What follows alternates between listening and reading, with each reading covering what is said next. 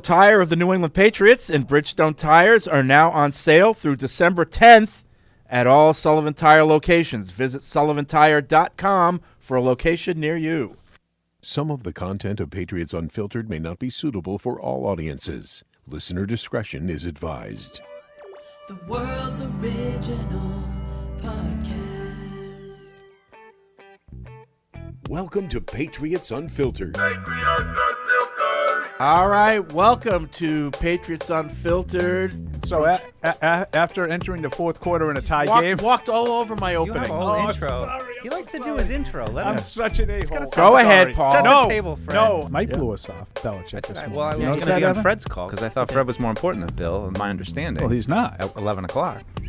Right. I take some hope that the offensive line didn't poop themselves. So you guys are doing a great job of taking away my I enthusiasm know, that I I wrote know. in my notes I about know. the offense. He's a West Coast coach. And I don't mean like he lives in What, California. he loves I mean he's a Family. West Coast offense Where? coach out there just to get the ball back. And I was like, that should be your number one priority. After that, That's what you said to him? That's what I was thinking. It's like, whoa, Evan. In a rare moment of complete agreement Yeah. with Fred Kirsch. Yeah. Sean McDermott. Remember Calvin Ridley with the onesies? Stephen Ridley? Stephen Ridley, not Calvin Ridley.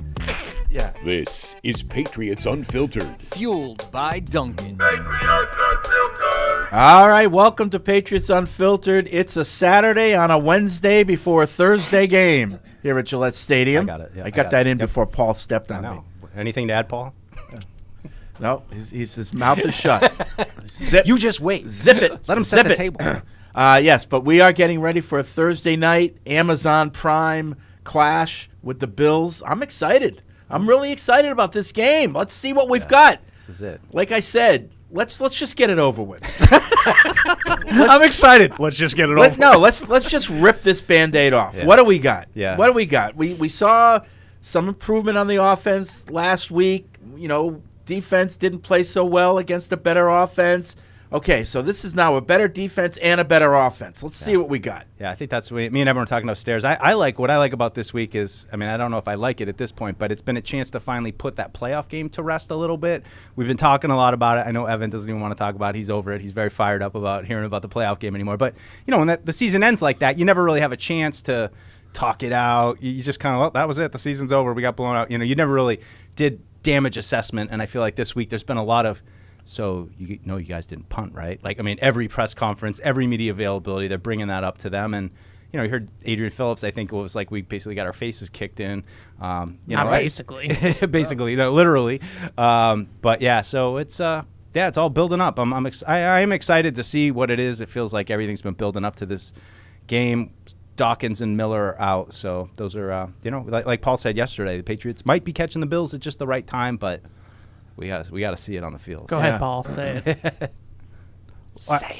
Say that I think they get him at a good time, or it always works out. There you go. No, I mean, not necessarily because of the injuries, because I think in terms of what Buffalo's been through, this is one of their up weeks, I think, injury-wise. It looks like Rousseau and Epinesa and Edmonds are all going to play, and those are three guys that didn't play on their defense last week. Three important guys in their front seven. So I think the arrow is actually pointing up for them injury-wise. I think more the spot. I think, first of all, they're not playing great. They've been sloppy lately, turning the ball over, and it's hard to just turn that faucet on and off. And, you know, the 3 games in 12 days that both teams are going through, they've been on the road for all 3 of them. The Patriots are going to be home for 2 out of 3 of them. I think that's an advantage for the Patriots. That's why I think I'm not telling you this is a great spot for the Patriots. I just think it's probably as good a spot to play this team as you could have picked. Short of on the playing in schedule. another hurricane. Right. You know what I mean? Yeah. Like, I'm not telling you that, everything is pointing to the Patriots. Patriots should win this game. Like, I felt like the Patriots should win last week against Minnesota. I don't feel like that today. I don't want to give away my pick. But I do think if you could pick a spot to have to play Buffalo at home on a Thursday night, 3rd game in 12 days, all on the road for Buffalo is a good spot. Yeah. It's as good as you can hope for. Yeah, that's what I mean. I'm not telling you that, Patriots should be embarrassed if they don't win this game. Right. No. Yeah. I mean, I'm sure the Bills are favored. I don't know the number, but It was 5, I think. is it that? Yeah. 5. Yeah. So that's 8. Yeah, right. If you do the math. Right. Because you get 3 at home, right? Right. Yeah. I'm just I don't know interested why to you make see, me laugh every time you do that. I'm so immature, I can't handle it. It just makes me That laugh and the mood. every time. It's actually nowadays. I think it might be 2.5. Is Oh, what really? Vegas Don't, is saying. don't, please don't do it. Please. So You're going to 7 confuse him, and- Evan. Please don't. Please don't. We just got him to this point. He'll be asking what the Sharps know. Yeah. Well, we'll get to that later. I'm just interested to see what Bill Belichick has in store for Josh Allen, because clearly what you did last year did not work. Yeah. And all season long has been building up to this rematch against Allen. And it's like, if Bill is still Bill, right, then he's going to have some sort of wrinkle or some sort of game plan prepared that's not just we're going to do what we do and get carved up again like they did last year, but it's something different, something unique, something Belichick-like. I mean, how many game plans have we seen over the years, going all the way back to his Giants days, where people are like, oh, wow, like that was, oh, they're playing quarters coverage against the Rams in the Super Bowl instead of man when they were all man in the AFC Championship game. There's things like that, and you have these guys come in, Mac Wilson, Jabril Peppers, that you think are here to help you in this matchup, and draft Marcus Jones and Jack Jones to get some more cornerback depth and speed. What do they have? How's it going to use it? It's a good way to look at it. So let's look at the last game that they played, or the last 2 games they played against the Bills. Surely the lack of speed and depth hurt them on defense. And plus Judon had disappeared by that time. Granted they didn't play as well against Minnesota, but I would say right now the defense is playing better now than they were at the end of last season. Right? I think. Yeah. I think. And there's no J.C. Jackson, but I don't think I think that's a big difference. I think it's very similar to the last time the first Buffalo game. Yeah. I mean, of the 2. Really? Not counting the win game. The other 2. Yeah. Yeah. They had played, coming off the bye, they had played a bad game against Indy, right? I don't know. Judon was disappeared. That was one. He was disappeared by then. Well, I've been meaning to ask you this. No, I know, but they had been dominant for that 7-game winning streak. They had 1 bad game, and then it snowballed to 2 bad games and 3 bad games and 4 bad games. Evan, not to bring it up, but did you see anything last year that they did from the second matchup to the third matchup? I know that injuries, Jalen Mills getting COVID and all those things that happened. Jonathan Jones, I don't think played Jonathan in any Jones of the 3 wasn't games. in any of them. But did you see any kind of adjustment from you? I mean, I think the game here was fairly competitive, right? It was not defensively, not offensively down the end, but offensively they moved the ball a little bit, but defensively they didn't stop. Was there any difference between the 2 game plans? I know it's hard to discern with the personnel changes. I think that the 2, problem that they ran into in the playoff game was that because of how banged up they were in the secondary, they had to rely on the stuff that they had been relying on all year. They really couldn't have any exotic game plan wrinkles because they were playing guys that literally knew their base defense, and that was about it. And that, I think, was a big part of it. But I really look at the second match of the game after Christmas, was it week 16 of last year, I think it was, as the jumping off point for this game, because I think the playoff game you were not competitive. So I just don't even know what you take away from that playoff game of what can we learn from it or anything. What you can learn from it is that your effort wasn't good enough. That's about it, right? Yeah. So that second game, it was a 1-score game in the fourth quarter, and J.C. Jackson drops an interception with the chance to give the Patriots the ball back in plus field position. That game was closer than people remember in some respects. And I think that's where they're going to try to jump off from. But I think the biggest thing that hurt them in that second game was playing man coverage against the Buffalo receivers, and they couldn't cover them. Isaiah McKenzie against Miles Bryant. J.C. Jackson had another tough day against Stephon Diggs. They couldn't cover those guys in man coverage. So when I look at this game and kind of break down the X's and O's of what might they do differently, I look at those safeties that they have on this roster. And I think Jabril's going to play. He's sick, but I think he walked through the locker room, I think, Monday, coughing into a mask. And I'm like, that's not a good sign. And then the next day he missed because of an illness. Yeah, I think he's going to be all right. But I look at those 4 safeties, and I start to think of how can we get all 4 of them on the field together?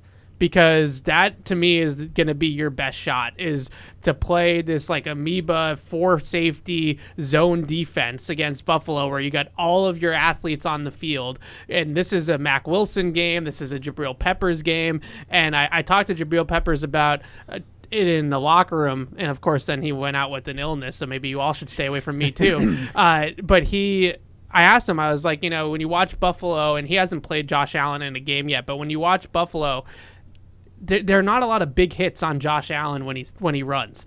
And he was like, well, he's 250 pounds, one, and two, there's all these protections against quarterbacks, and if you're the guy that lays out Josh Allen, then that's A, going to be a 15-yard penalty at the very least, and B, you might get yourself kicked out of the game.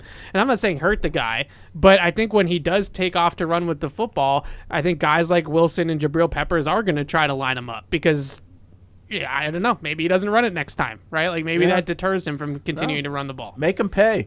But like you said, you want to get those safeties out there.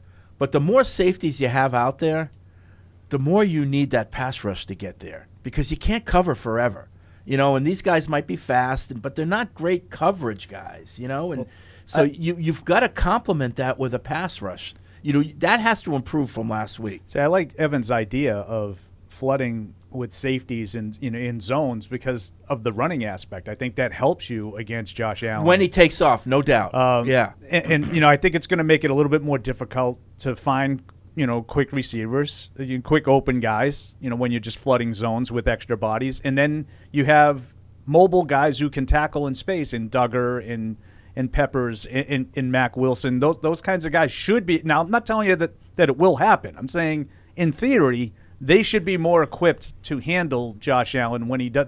That was a big part of the game the day after Christmas, was Allen's. I think he had 81 yards rushing in that game, and some of them were just like incredible individual efforts. I don't expect him to get lit up. I think he, in terms of the protection, he gets no protection. He's like Cam Newton used to be.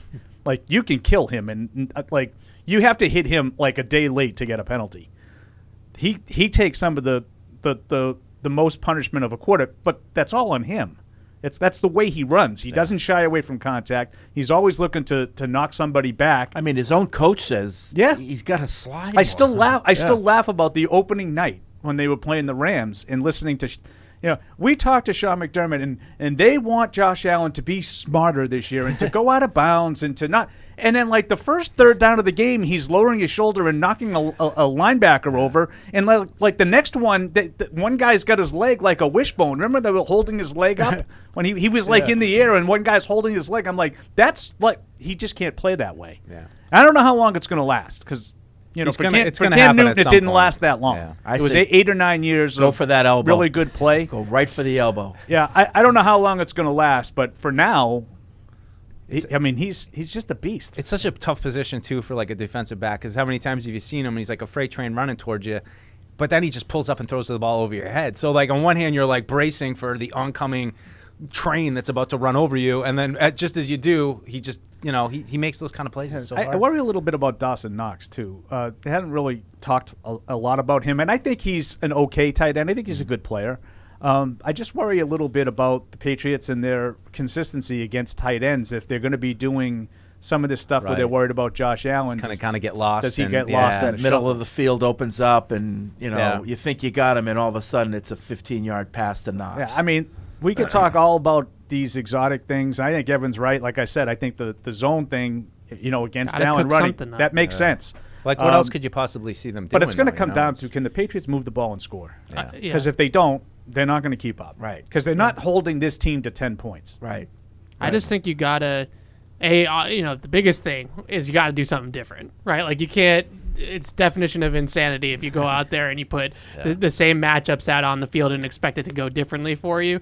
But I think that whether it's zone and all these safeties on the field, whether Mac Wilson is a dedicated quarterback spy the whole game and he's kind of the Allen player, right, who just follows Josh Allen around, you got to make Josh Allen make a decision. Okay, where they get killed is the extended plays, is when he has all day to throw and he's kind of scanning the field and then he breaks the pocket and pulls the zone with him, and then all these big plays happen as a result of that. So whether it's him taking off or it's him making a throw, you got to make him make a decision quickly. You can't just let him sit there and take over the game. And he has thrown picks. Yeah. So if and when he does, you gotta make hay out of that. You got to catch him. Well, no, you got to catch it. But if you do get it, you got to get points out of it. You can't just like get the turnover and then just give it back to them after 3 plays. You got to turn it into points, Right? Because those are those are the differences that you're hoping for in this game. And that's what I worry about is, like, are we just asking for too many new things to suddenly magically appear here on Thursday night in week 13? Yes. That, like that's the that's Peek into that the soul, reality. too. It's just, I don't know. Well, I'm excited to see how it goes. I just agree with Evan. They got to have something different. Well, and to do something different, just spend if all you think offseason about it, thinking about it's this game. The first 4 games that he played against the Patriots handled him pretty well. He was like 55% completions, whatever. They held him in check. The last 4 times, it's 13 touchdowns, no picks, 123 passer rating, and that counts the game in the Gale Force wins. Yeah, that counts that game. That's one of the 4. So, to Evan's point, you can't just keep doing the same thing. That ain't working. You got to do something different. Yeah. I think the biggest thing, too, to Fred's point about the pass rush, they have gotten caught in this, like, mush rush, trash compactor strategy against him in the past where they're not actually putting any pressure on him, and he's just, Bill said at the podium the other day, we can't just watch him throw the ball. And it felt like in that game in week 16 last year, he was just, we're watching him throw the football the whole game. And if I'm the Patriots, I dial it up. Like, I come after him. Just take your chances. Because you might lose some downs that way, and you run the risk of giving up some big plays when your guys are on islands, but you also might win some downs, right? And this is going to be one of those boxing matches where they're going to get a few punches in. Like, they're not going to hold them to 10 points, like Paul said. So if you can, I'm not saying necessarily zero blitz them or anything like that, but if you can get some pressure on them where you do win some series or you do get a turnover, then you can kind of offset some of the big plays you give up. But you can't just stand there. You can't just watch them in throw. Mike's roundtable, I like to sometimes throw out random stats or whatever. I really got to start reading these. but I threw out that what we're hoping for, or what I'm hoping for, is four drives where the Patriots make them punt, where they don't score points. 4 punts. On 4 of their possessions. It's like me last week. And then you hope you keep up with them points-wise for the rest. But are you saying 4 drives that they don't score? They don't score. Okay. I think that's reasonable. Because 4 punts, I think that's asking a lot. But 4 drives that they don't score, think back to that game that Evan's talking about on Christmas. Yeah. You had a 4th and 1 that Emmanuel Sanders dropped a pass. They went for it on 4th down 4 times. They hit him in the face. That's a drive that they didn't score, but you didn't make the punt. I think that could happen. For one play, all of a sudden, they get a penalty, and 3rd and 15 becomes 4th and 3 from the 30, and they go for it. What's the average amount of possessions in a game? Like 8 to 10? Like 10. 10. Yeah. So they're still going to score points. Yeah. But give us a breather on 4 drives. Yeah, that was a 4th down explosion that game. The day after Christmas, downs. They were 3 for 4. 3 for 4, and the Patriots were 5 for 6. Now, do you think on 4th down? Do you think that aggressiveness is a feature of Buffalo now, or do you think that was a feature of Buffalo against the Patriots? And if it was just for the Patriots, do you think they'll maintain that aggressive mindset going against this Patriots team that they haven't really had to maintain that aggressive mindset necessarily? Yeah, I think that's the way they play, pretty much. I think that's the way almost everybody plays now. It's amazing when you watch these games how you automatically just say, oh, yeah, they'll go for it. Like, it was so jarring in I don't know if you guys watched the Raiders and Seahawks. A little bit. It was like 3rd and 1 from like the 35-yard line in overtime, 36-yard line. The Raiders, Josh Jacobs gets caught in the backfield. It's 4th and a long 1, maybe 2. I was stunned. The field goal. I was stunned when the field goal unit came out. Mm-hmm. I'm like, no, this is what everybody else goes for it here. And then he ended up working out. He missed the field goal, but they got a 3-and-out and won the game anyway. But I was taken aback by that. I couldn't believe that they were going for a field goal on 4th and short. You think the Patriots need to be that aggressive against the Bills? Like, that's the one thing I probably would take. Like, this is a game where you got to get 7s. I think if you're, say, beyond your 40, 45, I think, and it's less than 5. I'm not going for 4th and 11 for my own 43. I mean, that's not smart either. But yeah, I think they'll roll. Like I said, they were 5 for 6 on 4th down last year in that game. I also just wondered too, to Fred's point, that they're going to get their points. They get them early. If they get like the first drive, like they get up 10-0. A lot that feels like it depends on how the game unfolds. And while I expect them to get their points, I also feel like if the Patriots are all of a sudden in a 10-0 hole on the 3rd possession of the game, and they're chasing already, and they're starting to press, and they're feeling the pressure of the red zone and all Look those out things. below. Yeah, I just it's big on the coin toss. Big on the coin toss. What, do you take the ball? No, No, I defer. neither. I defer. Take the wind. 855-PATS-500 is the Ace Ticket hotline. 855-PATS-500, webradio@patriots.com is the email address. It's Saturday today, so there's a walkthrough with the team, which we won't have access to. So Evan doesn't have to return Right. from He practice. doesn't have to go or Just return. want to let people know that. But email from Derek. He says, this morning, Jeff Howe of The Athletic, old friend, wrote an article about the possibility of Tom Brady coming back to New England this offseason. I know this is all speculation, but do you guys think this would be something to consider? No. Or do we as New England fans need to move on? Well, I mean, everybody knows I hate Brady, so no way. Well, that's true for you. See, I'm not telling you what you need No, to do. I'm not there's a telling lot you of talk you need about to move that. on. I don't think there's. I don't want to say zero, but less than 1%. like why? chance. Why? Yeah, Why does it as make much sense as for I both would love sides? to have him back here, You would? I just don't. Yeah, I would. Fred, no. Fred, Oh, Fred personally. has Oh, yeah. kissed Brady. Yeah. As much as I would Fact, love it, I don't think not it's. opinion. I don't think it's in the best interest of the team. Believe it or not. Yeah. You know, I just don't understand. it would make me happy, but I don't think it's the best thing to do. I just don't understand it from our perspective, like from the Patriots' perspective. You bring in a 46-year-old Tom Brady, and then you have who running the offense? I Right. mean, Tom Brady. You have Tom Brady running. Tom, running Matt, the Matt, Tom. You remember offense. Matt? He was on the defensive side of the ball when you're here, but he's got a new offense. He's going to share it with you. Tell us Right. what you think. Oh, cute. Why don't you go over there? I'll take care of this. I guess, yeah. And then you also are going to do what to upgrade the pieces around him? Right. Like, why does he want to come here now? Because if you're The pieces around him get upgraded because of him. but if you're pushing all in, then That's you're true. pushing all in. Like if you're bringing Brady back, I assume that it would be because Belichick is coaching his last year or two, and he wants to Yeah. push the chips all Right. in. That's your It's- Aaron Rodgers and thing, It's right? the Aaron Rodgers thing. I just yeah. like the. Bill thought he was too old at 43. Let's bring him back at 46. Actually, you It just- guys. to me, Yeah, it it's just not gonna happen. It sets your franchise back. Yeah. Like it really does. It's not in the best interest of the team. But you So- think differently of Rodgers? no, I don't. But I've just Well, Rodgers. I give Something him new. credit for being Something new. no, consistent. but No, Rodgers that's a good answer. conceivably has 3 or 4 more years, right? I don't feel differently about Rodgers. My thing with Rodgers is just I think it would be cool to see. I've already seen Brady and Belichick together. Like I just want to. I just think it would be cool to see Totally- Belichick and Rodgers totally together. fair. Like Yeah. that's Totally really fair. it. Yeah. That's why they call it, fanatic. Yeah, it's not always rational, and right. I get that. That's totally. But Fred, if you were watching both of those guys, Right. If you watch Brady Sunday and you watch Rodgers Sunday, would you say one of those guys has 3 or 4 more years than the other left? Couldn't tell Well, you. Rodgers is hurt right now. Yeah. That's, Okay. That's my point. I know, but like, I don't think he has 3 or 4 more years more than Brady left. I think. I do. I think they'll be done roughly the same time. really? Yeah. Okay. Yeah, No, like- I do. I think Rodgers is hurt right now, but I think he could play another 3 or 4 more years. I will reiterate what I said about a month and a half ago. He also doesn't care. well, I really liked what Aaron Rodgers said yesterday. I think they pulled a clip from one of the talk shows. It Pat might have been McAfee. McAfee, where are you going to play if you're hurt? And he actually went on like this whole thing, like if you're a competitive athlete and you have the competitive juices, like I'm going to be out there, like no question, So I'll list him as it was questionable then. He said all the right things. I mean, usually he doesn't say any of the right things anyway, but it was a rare moment of like, hey, all right, I like that. I also think to your Rodgers point that I think you made that point after next year with Mac. And if you get through year 3 with Mac and you're like, you know what? Right. Nope.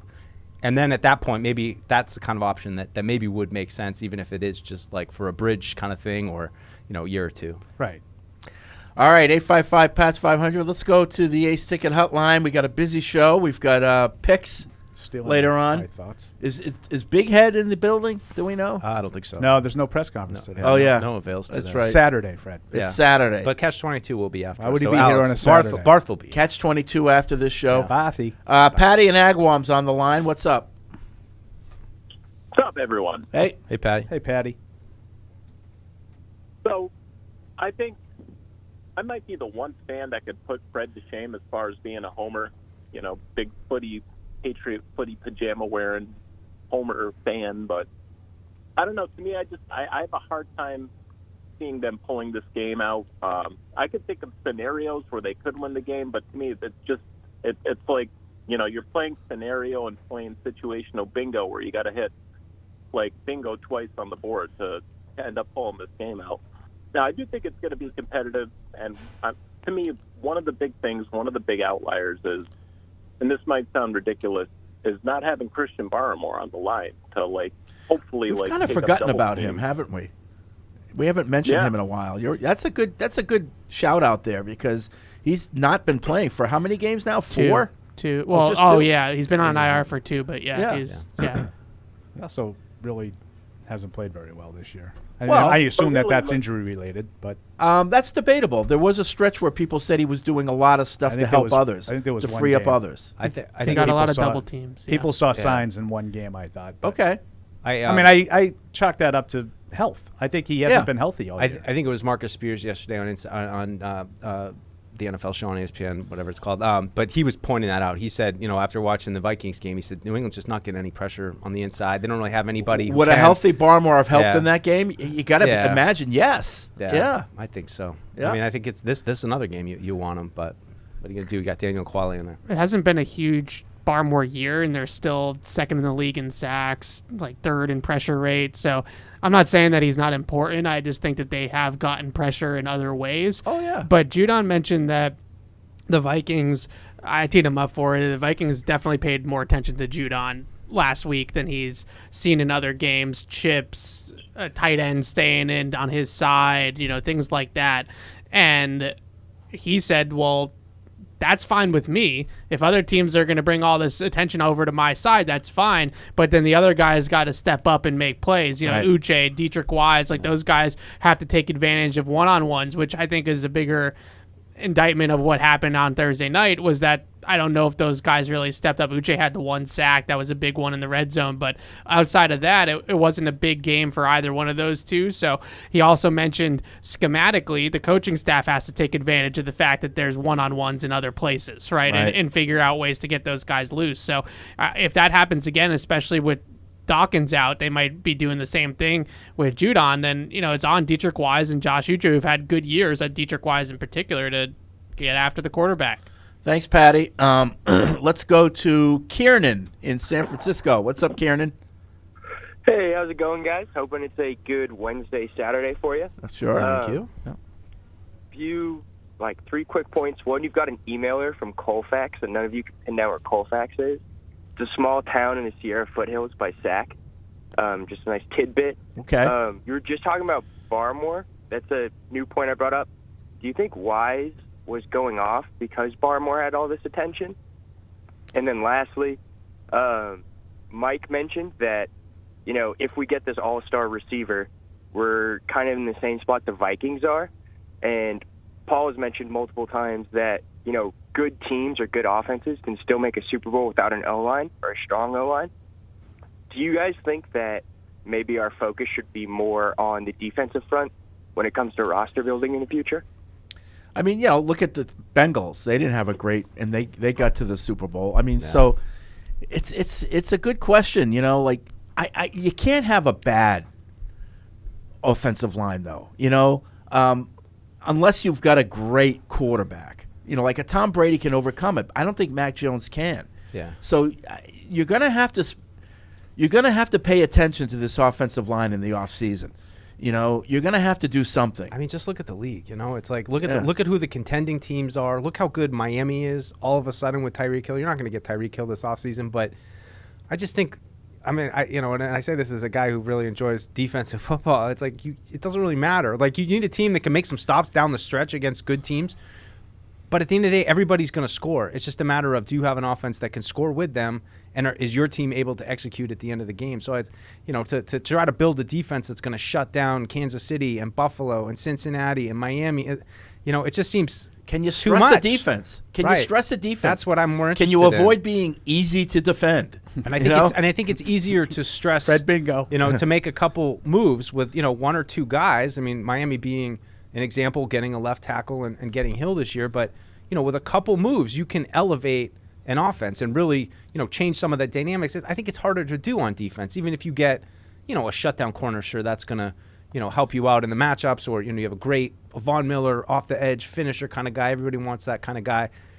But I think overall, you need to address this offense coming into the offseason. And I mean, I don't know if anybody else watched it, but Boomer Esiason, what am I saying? Kurt Warner. Yeah, I watched his whole hour-long dissection of the Patriots offense against. Literally? Yeah. Well, I did double speed, so it was 30 minutes. It was an hour? He did an hour on the Vikings and Mac Jones and everything. And I mean, there's nothing new that we haven't talked about, but his thing is that if you're going to run simple concepts, you got to do them really well. And New England is off on all the details right now. And it's, Mac, same thing we talked about. Mac, eyes not in the right spot at the right time, not getting the ball out at the right time to make the play, routes being too closely spaced. So, I mean, he didn't kill Patricia, but he did kill just the overall details of everything. And that's something that, the finer points. And I think that's when we talked about a defensive guy coming in. There's so much that goes into planning offensive football and so many things that you learn and you're like, God, it seems so complex to me. How do they know to go to this play? And, and Warner, dips on it a little bit talking about, we already ran this once. Now you're doing it again. Why are you screwing everything up and going to the wrong side of the field? Yeah. So it was interesting. You mentioned like spacing yeah. on routes. Seems simple, but that's coaching. That's coaching. That's going over and over it again in practice and making sure you don't end the practice until you get it right. I mean, it's like when that Dan Orlovsky thing first came out, you're kind of like, he seems very angry about this. Like, what's going on? But it keeps popping up. It's I'm not going to teach a class on route spacing, but I know when there are two guys right close together, they ain't getting the ball, So I tend to try to give a little bit of benefit of the doubt, but you just keep hearing the same things over and over again, that this is not a detailed-oriented offense. It's very simple, and teams aren't really going to be fooled by it, and you don't have the athletes to outplay them within those simple schemes.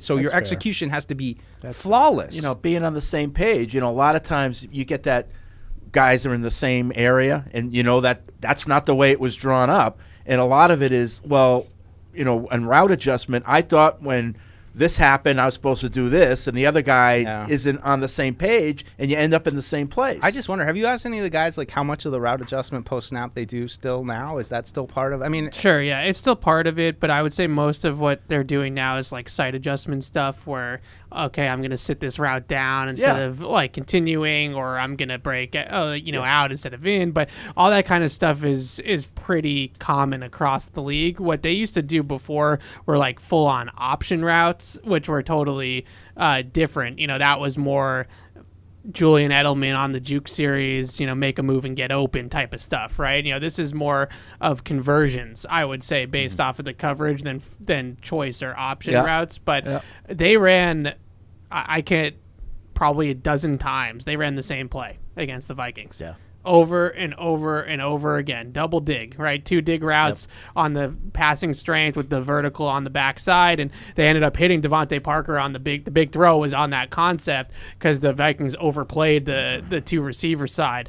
But I mean, every single time they needed a play, like every time it was third down and medium or long, or they wanted to get the drive started or hit a big play down the field, they ran the same exact concept. And I think that there are some truth to that it is simplistic, it is rudimentary. It worked against Minnesota. They threw for almost 400 yards. Right. So I can't say it wasn't successful against the Vikings, but maybe that says more about the Vikings. Thanks, Kiernan. And that's just one point to make on top of that was just that Warner was saying like it's okay, like they have some good concepts. We're not saying that, but it has to be executed perfectly, and that's where the disconnect. Yeah, and I think everything you guys talked about was fair, but there was a phrase that Fred used that I kind of agree with, and I'm as critical as you guys know of the whole plan. Yep. Right? We've talked about that a million times, but when you see 2 guys in the same area, my initial reaction, and you see this around the league, like, someone screwed up there.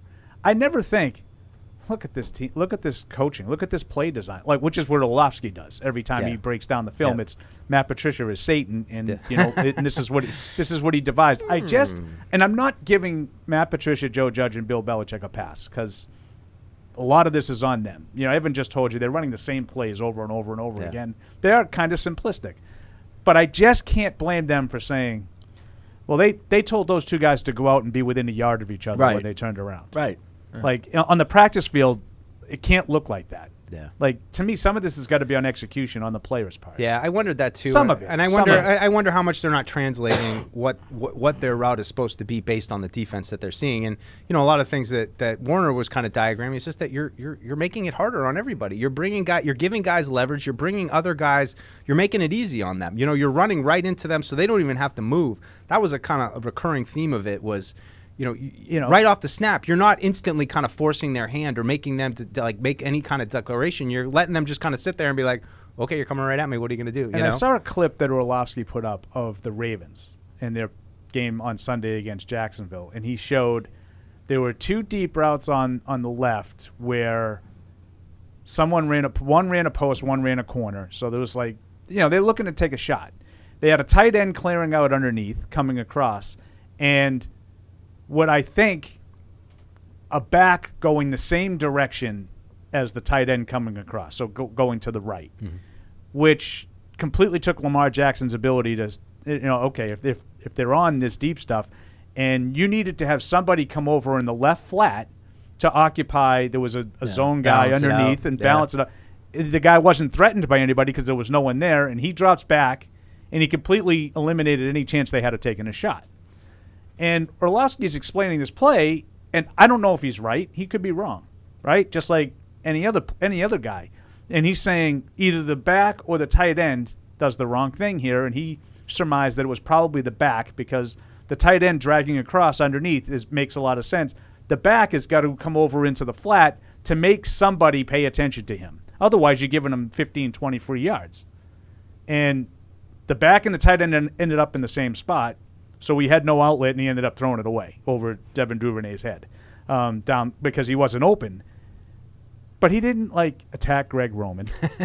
He didn't make it a personal vendetta. It was on the players. I don't think this is designed this way. Now, Greg Roman gets a lot of heat. His passing concepts are... Exactly, for his rudimentary passing concepts. Mm-hmm. But he didn't make it a personal attack. He looked at it and said, these 2 guys ended up underneath as safety valves in the same spot. One of them screwed up.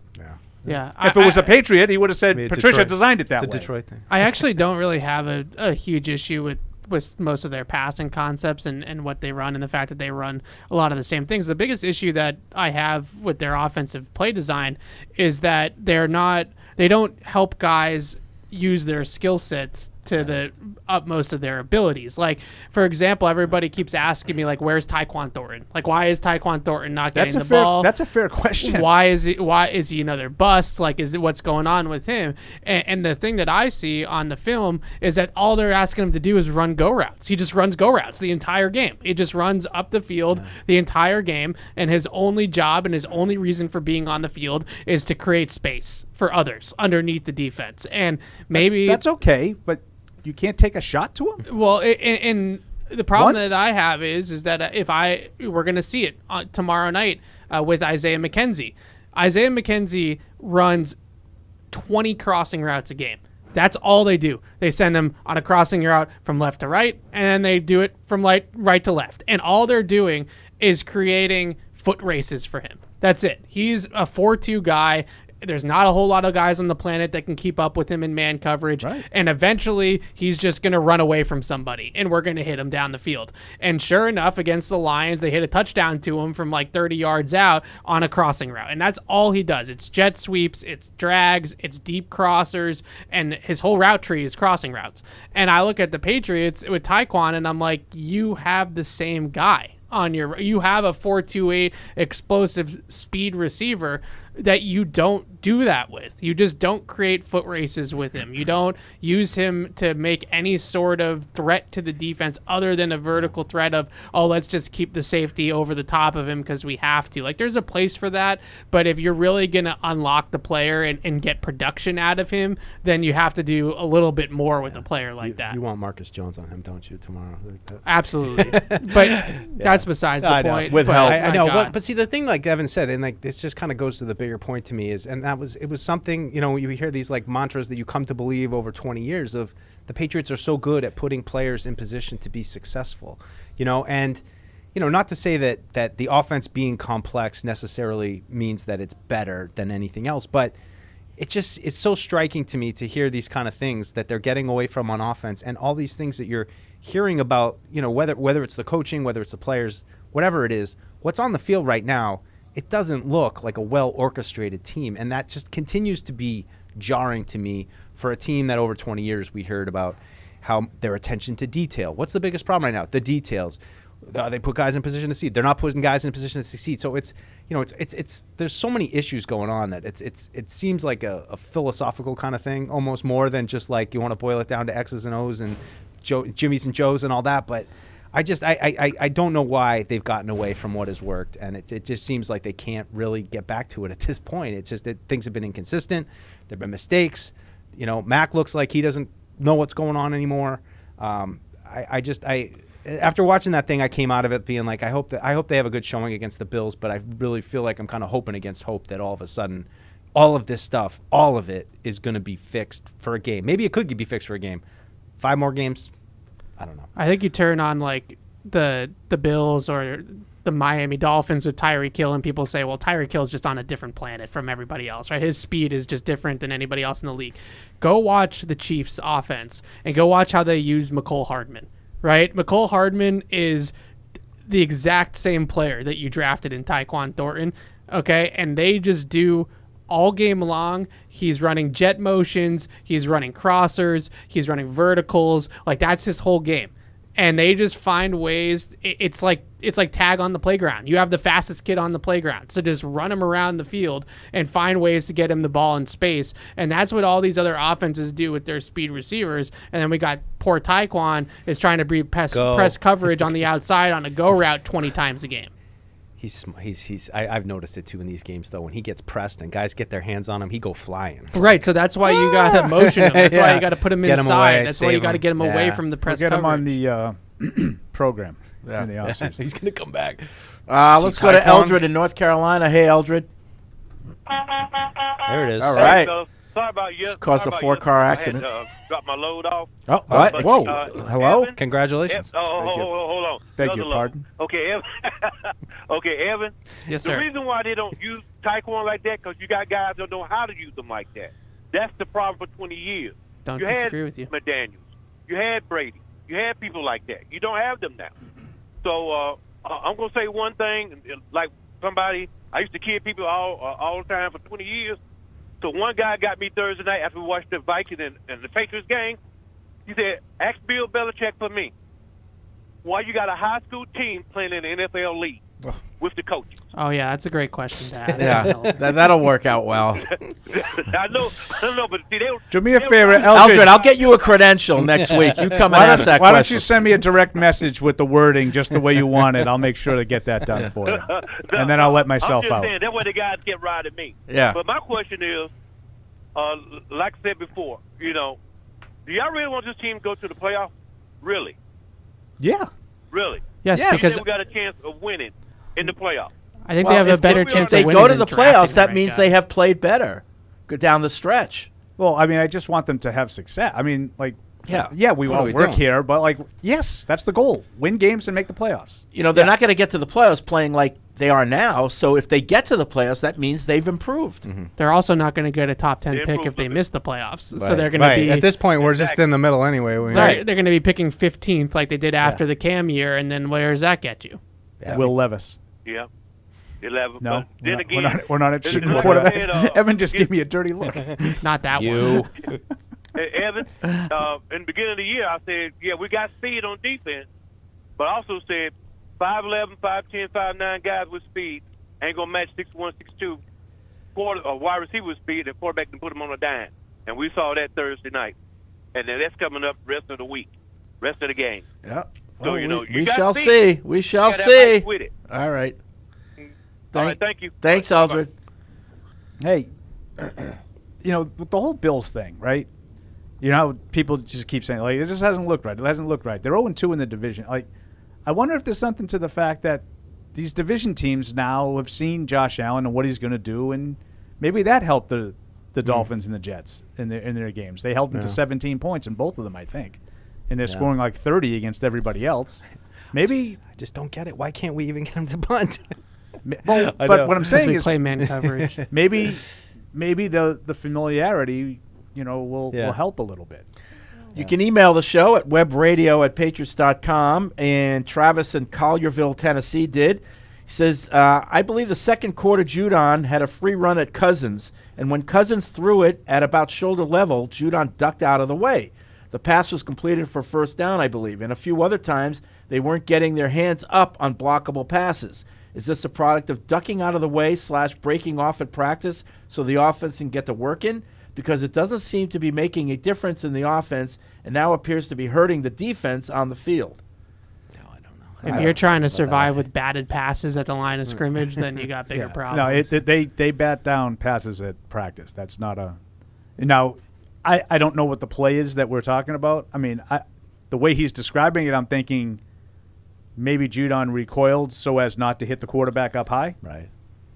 Yeah. Again, I don't know what the play is. He was jumping out of the way. But, sometimes if you're coming after a quarterback and you're trying to knock down a pass, well, just think about it. I mean, physics. I mean, you're going to continue on, and your momentum's going to take you potentially above the shoulders and get a silly penalty. Yeah. Wasn't something I noticed in the film review, to be honest with you. Yeah, I didn't, and I'm not familiar with the specific play that he's talking about. Jake in Bendigo, Australia writes in, 2 things I need to get out there. 1, we've got 2 previous Bama quarterbacks taking the league by storm in their 3rd year, this being thanks to having those wide receiver ones and a good supporting crew. If we follow suit, could we get Mac to this level? And is this apples to apples or apples to oranges? So, of course, he's talking about Tua and Jalen Hurts. Yeah. It's been my thing all year. Yeah. Mike McDaniel, Tyreek Hill, Seranian, whatever. AJ Brown. Sirianni. Thank you. Yeah. Serenia, whatever his name is. It's like Evan couldn't be bothered with the NFC. No. What do they even play? That's been my thing all year, right? 2, talking about the offensive coaches yesterday had me thinking, what about our defensive coaches next year? Steve will stay, but what if Mayo got offered a head coach or actual defensive coordinator job? Where would we be if that happened? And what if Nick Haley leaves? I mean, I think that's. I think they're in good shape on defense. I think they'll be fine. DeMarcus Covington, Pellegrino, those guys have been around the block a little while. I mean, you would think, Gerard and Steve Belichick have been doing it together long enough where if either one left, the other would be able to take on a bigger role. Well, I think only one would probably leave. Right. But, yeah. But it's like, at some point, doesn't have any options. At some point, you can't just keep hemorrhaging coaches, though, and bringing back guys who were here previously. There's a certain point of attrition, and I think they should definitely add to the coaching staff. I'd love to see like a young offensive line coach come in. Just kind of refill the coffers. Like, it just feels like they have been absolutely stripped to the bone, and you continue to just rely on guys that have been around here, and it's like. At some point, it's going to feel like it's Bill, Steve, and Brian sitting there trying to put a Well, Patriots team out on the field, the 3 of them, And, yep. The good news is if you don't start winning, they'll stop taking your coaches. But Right. the bad news is you haven't won. Stopped winning. Right. But there is something to like he's had so many of those coaching assistants that have been around. They're there for 4 or 5 years. They graduate to position coaches, and they eventually like Josh and Dable did. Yep. They were both coaching assistants when Chad O'Shea, when Bill first got here. I don't know if you're going that far down, but yeah. But Josh Boyer. Now I think some of these younger guys that they've had in either coaching assistant roles or assistant position coaches. Bo Hardigree was like the assistant quarterbacks coach or something like that. Josh. Yeah. They're even losing guys like that. Like I don't know Bo Hardigree from Bo Jackson. Like I don't know what his acumen is, but I'm just saying in the past that would have been a candidate like Nick Cayley. We talk a lot about Nick Cayley. That would have been a candidate like, he's been in the program for 3 or 4 years. Now he's the quarterbacks coach the last 2 years. Well, maybe when Josh leaves, he can be the offensive and even they're losing those guys. Yep. At a very early stage. So it's like some of it I think is it gets accelerated when one of your guys goes and takes a bunch with him. Right. It's fair criticism to say, well, how much longer did they think Josh was going to be here? Like that, and that's a big Felger Mazism. Like there was no plan, Mike. Right. And I get it.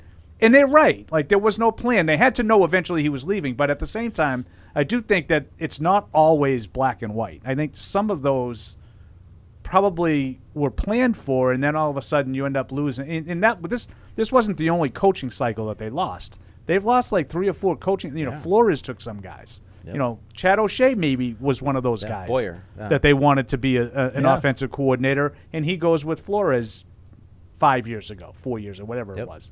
I'm just, again, trying to point out I have both sides. I have concerns about this with Gerard, and that I think on the offense we're seeing it happen right in front of our eyes too, where it's obviously some of them are his sons, but Bill has his guys, and if you're Nick Caley and you're Gerard Mayo, like, Gerard is not going to get the DC job over Steve. Like, he's never going to be the actual defensive coordinator here.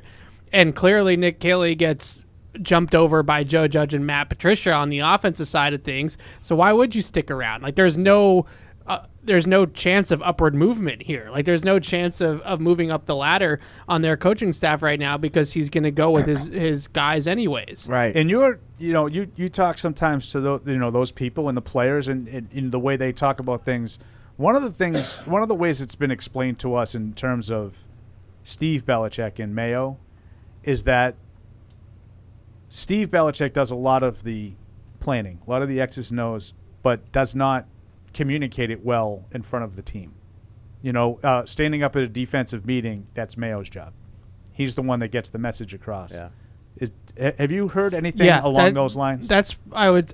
I think both of them take turns. They call it presenting. I think both of them take turns presenting, but I do think that Mayo is more of the vocal leader of that group, and Steve calls the plays on game day. Mayo runs the sideline. That's sort of the way that it's been as well on game days. So I think that they do, and look, those two are inseparable. Like, those two are always together. We see them together all the time. Playing so catch. I think they actually have a really good relationship with each other. Oh, I think they have a really tight relationship. So I don't think that there's any. There might be some competitive or professional friction, but I don't think it's personal. I think that there's. I just think it's tough to look at it and say, well, if I'm DeMarcus Covington, like, where am I going to be in 3 years? And on I this staff? I just would worry if you lost Mayo, that's a big part of the communication. Yeah, I think he's got everybody's respect. He's played in the league. I mean, there's those guys generally. And I think back to a couple of those cracks that we saw last year, most notably after the Dallas game with Devin. Devin openly saying, "What are we doing?" Yeah. On the game, on the 4th and or the 3rd and whatever that 3rd led. and 18. Yeah. That was a call we all that's not the kind of stuff that you hear normally out of the Patriots. So I'm just wondering, like, communication-wise, I wonder if, you can have all the schemes that you want, and I'm sure Steve Belichick is a smart football coach, right? How could he not be with all the time he has spent with his father? Yeah. I just wonder if you lose that element, maybe DeMarcus Covington, to Evan's point, maybe Covington is the guy who takes on a bigger role, and he's a good communicator. Maybe it's Pellegrino. Maybe it's one of the other younger. Maybe you pay Devin assistants. McCourty enough to convince him to coach. Him and Hoyer, they can take over the offense and the defense. Problem solved. Colin in Touchdown. Seattle. See, there it is right there. Touchdown. He's over the line with the ball in his hands. I don't care what happens when he hits the ground. Colin in Seattle. Such a homer. I found the Minnesota game to be the best game for the offense this season and the most confident I've seen Mac in the pocket as far as allowing routes to develop and finding options downfield. Violent agreement. On the other side of the ball, I agree with Paul and Mike that the Minnesota game was also a huge blemish on the coaching staff for not having a competent game plan for Justin Jefferson.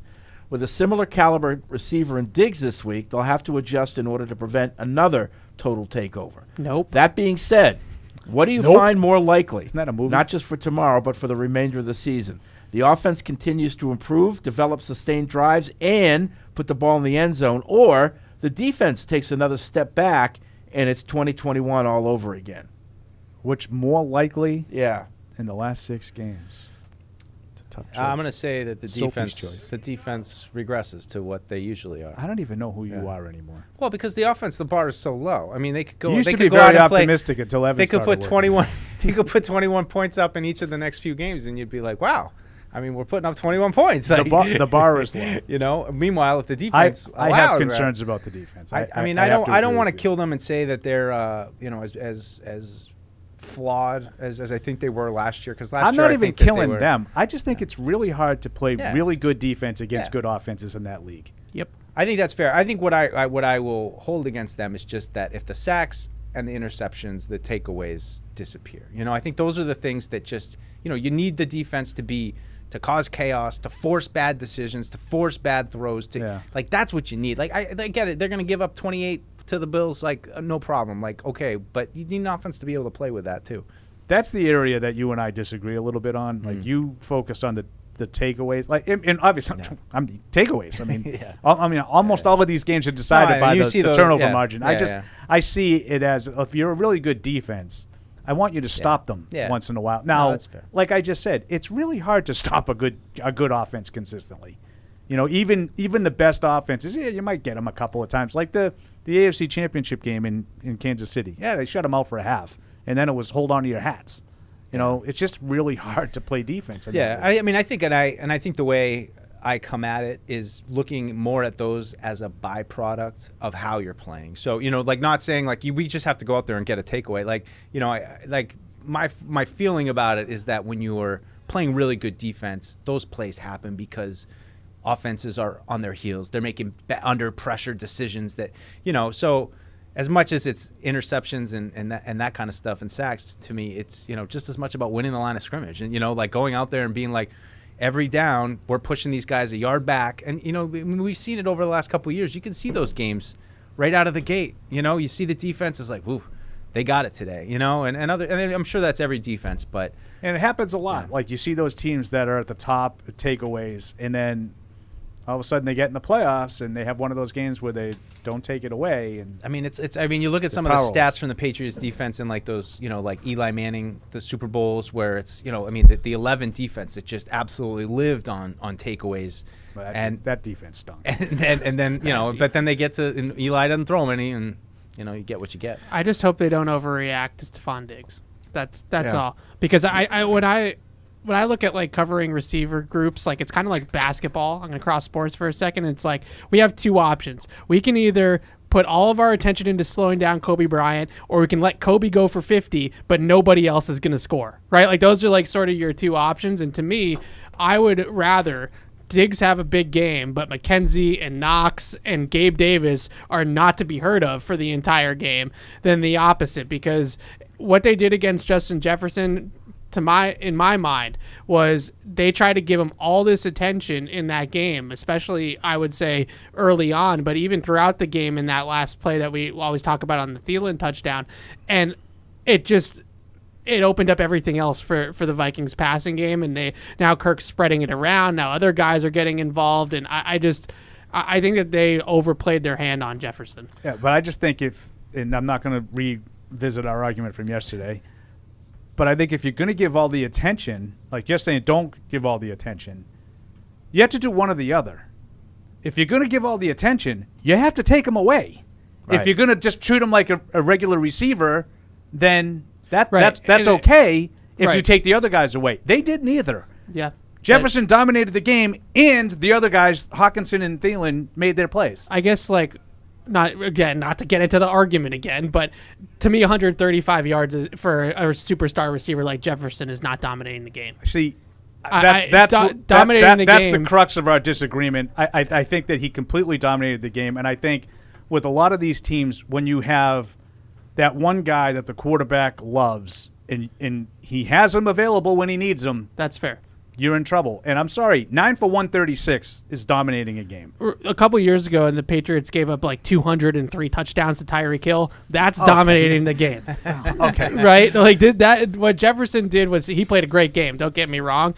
But I just think that the fact that they were able to spread the ball around really hurt them as well. And I actually really like Jonathan Jones against Stephon Diggs. Like, I think that that's a pretty good matchup for the Patriots, because Diggs is not a guy that wins the ball down the field like Justin Jefferson does. He's more of a route runner, a guy that can create a lot of separation, especially underneath the defense. He's a great route runner. Right, and I think that Jonathan Jones actually, in some ways, matches up better against him than J.C. Jackson did. Well, all right. You better hope. Paul's Foods here, so we'll take a break, and I just want to let everyone know FedEx we're ready for the holidays. That's it. That's the read. That's it. So I hope they're spending less time on copy and more time delivering packages. So that's why it was gonna very hold you to brief. it. But I just want to let everyone know that FedEx is ready for the holidays. So order your packages, and they're going to get there because of them. All right, we'll be right back after this. Verizon, the network America relies on, and the official 5G network of the New England Patriots. The ruling on the field stands. We deliver jerseys, funny foam fingers, and everything you need for the game. But what you really get is so much more. FedEx Delivery. Game day spirit. What we deliver by delivering. Patriot Place is the region's #1 shopping, dining, and entertainment destination. Shop your favorites, including Vineyard Vines, Express, Olympia Sports, Petco, and more. Enjoy dining at one of our 19 restaurants, including 6 String Grill and Stage, Scorpion Bar, and Bar Louie. And don't forget about the entertainment. Explore your inner artist at Muse Paint Bar, watch a movie at Showcase Cinema Deluxe, or grab a controller and start gaming at Helix Esports. For a complete directory listing, please visit patriot-place.com. How did Verizon build the fastest 5G in the world? We started by building it right with 5G Ultra Wideband. Then we gave it massive capacity and near zero lag. And it's not just fast, it's 25 times faster than today's 4G networks. This is 5G built right from the network more people rely on, only on Verizon. 5G Ultra Wideband available only in parts of select cities. Global claim based on open signal independent analysis. 25 times analysis by Ookla Speed Test Intelligence data Q2 2020. In sports, if you think joy only happens after you win, think again.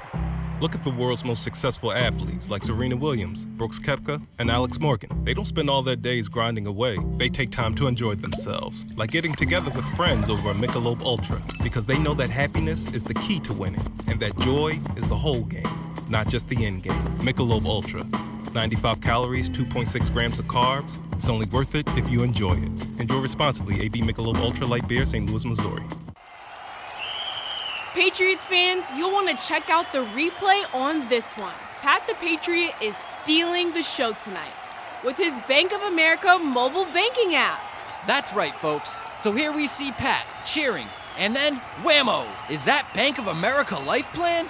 Looks like he's saving up for some big future moves. Planning the next vacay, huh, big guy? And wait, now he's paying back his buddy for concessions using Zelle? No penalty there. Incredible! No way! As if that double move wasn't impressive enough, now he's beefing up his account defense with security meter? Holy cannoli, what a performance! Bank of America's digital tools are so impressive, Patriot fans just can't stop banking. Learn more at bankofamerica.com/banking. You must be enrolled in online banking or download the latest version of the mobile banking app, only available on select mobile devices. Message and data rates may apply. Terms and conditions apply. Member FDIC. Some people are never content with simply being good. Not when they can be great. But it takes a big step to get there. In fact, it takes a leap of faith, a belief in what you're striving toward, and a willingness to make the commitment, day in and day out, to something bigger than yourself. Putnam is proud to partner with those who share their own commitment to performance excellence. This is Matt Light for Putnam Investments, a world of investing.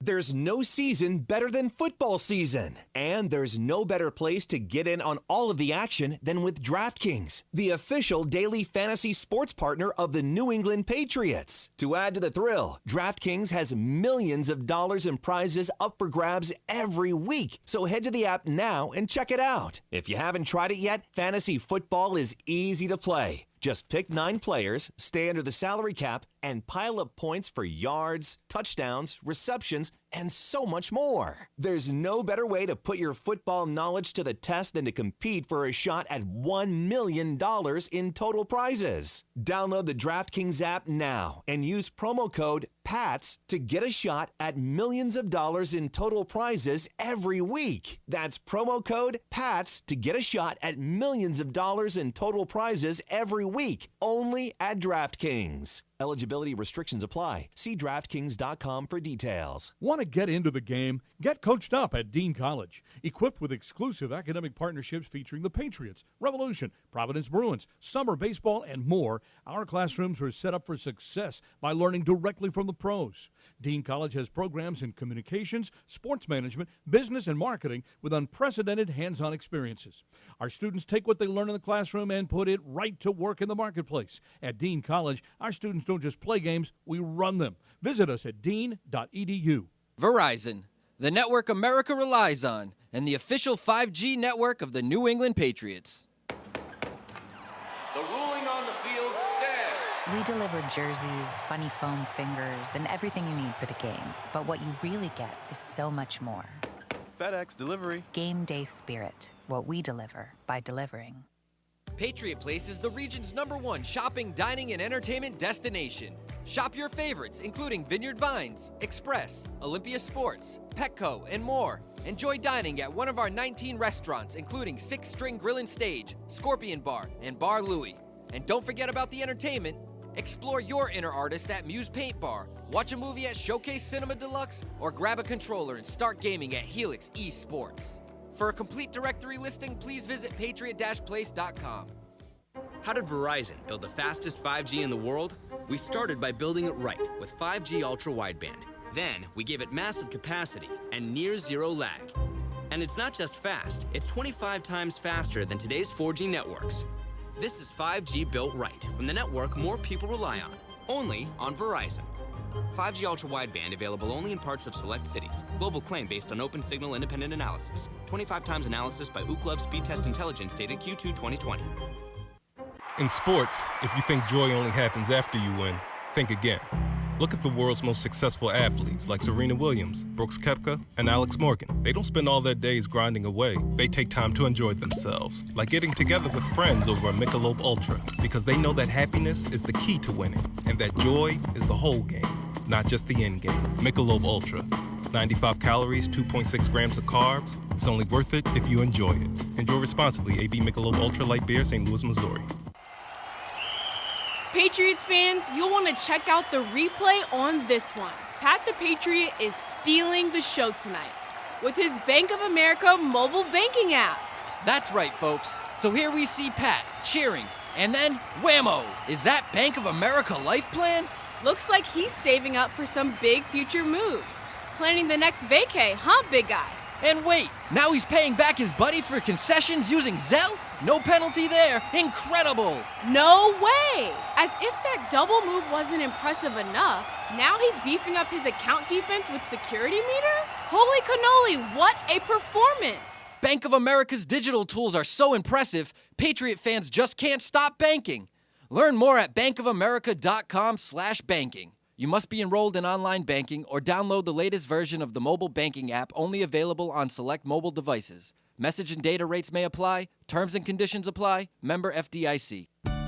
Some people are never content with simply being good. Not when they can be great.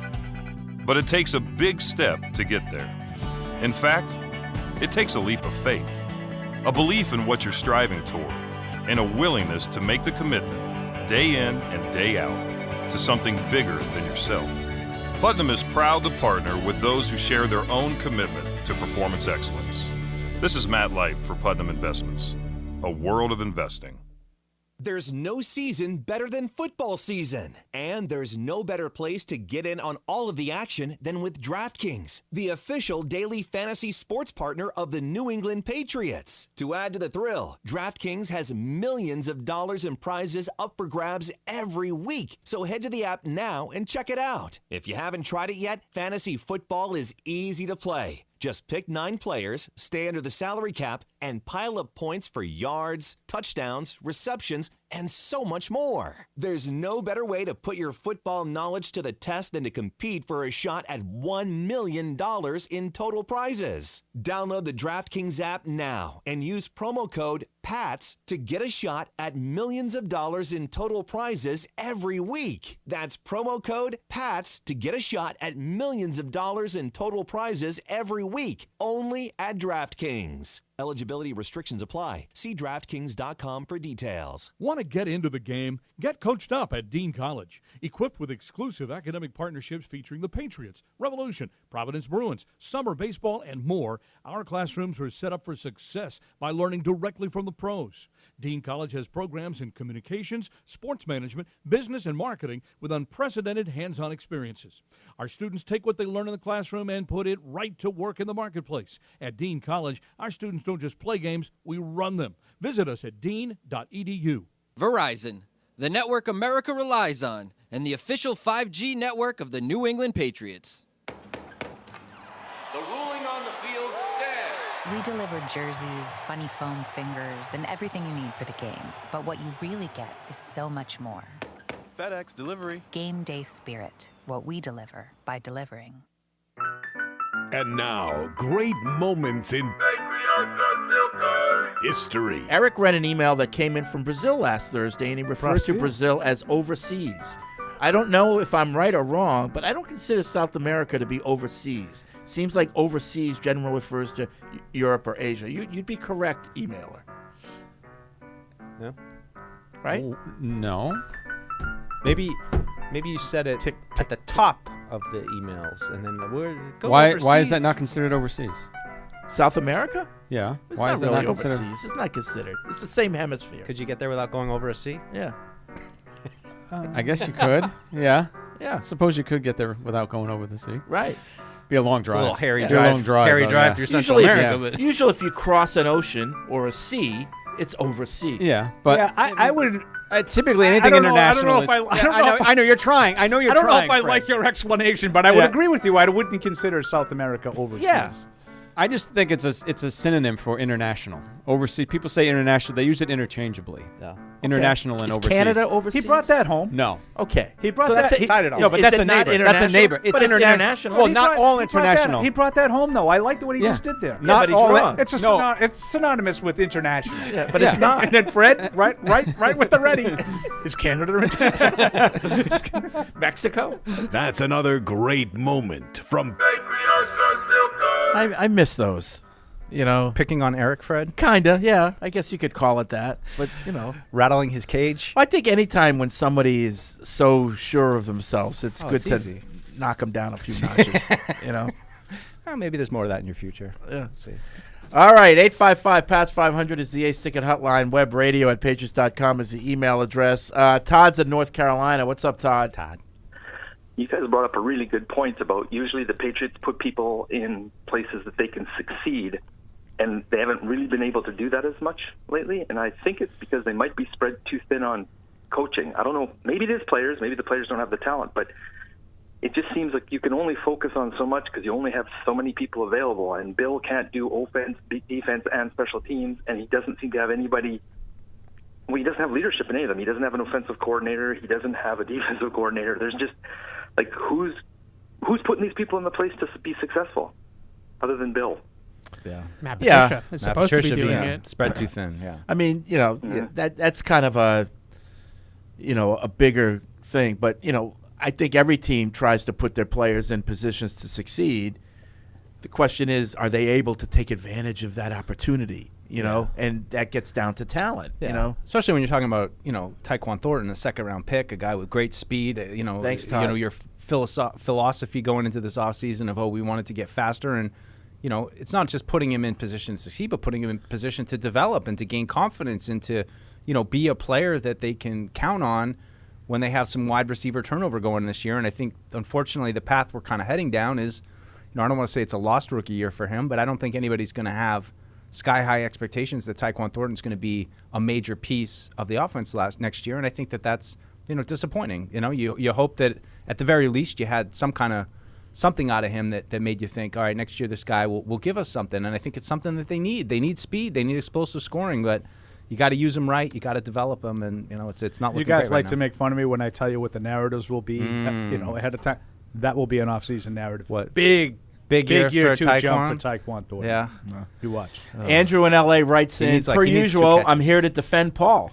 This is correct that Jefferson did not go off for 193 against the Patriots like he did against the Bills. However, The Vikings targeted Jefferson 16 times opposed to the 11 times he was targeted in the Patriots games. The Patriots allowed 9 catches on 11 targets. I don't think that helps your argument. That is I think it does. That is a domination from a wide receiver standpoint. The Bills at least forced 6 incompletions, and he also had an extra and otherworldly catches. And he also had an extra quarter to get that extra yardage in the Bills game due to it going to overtime.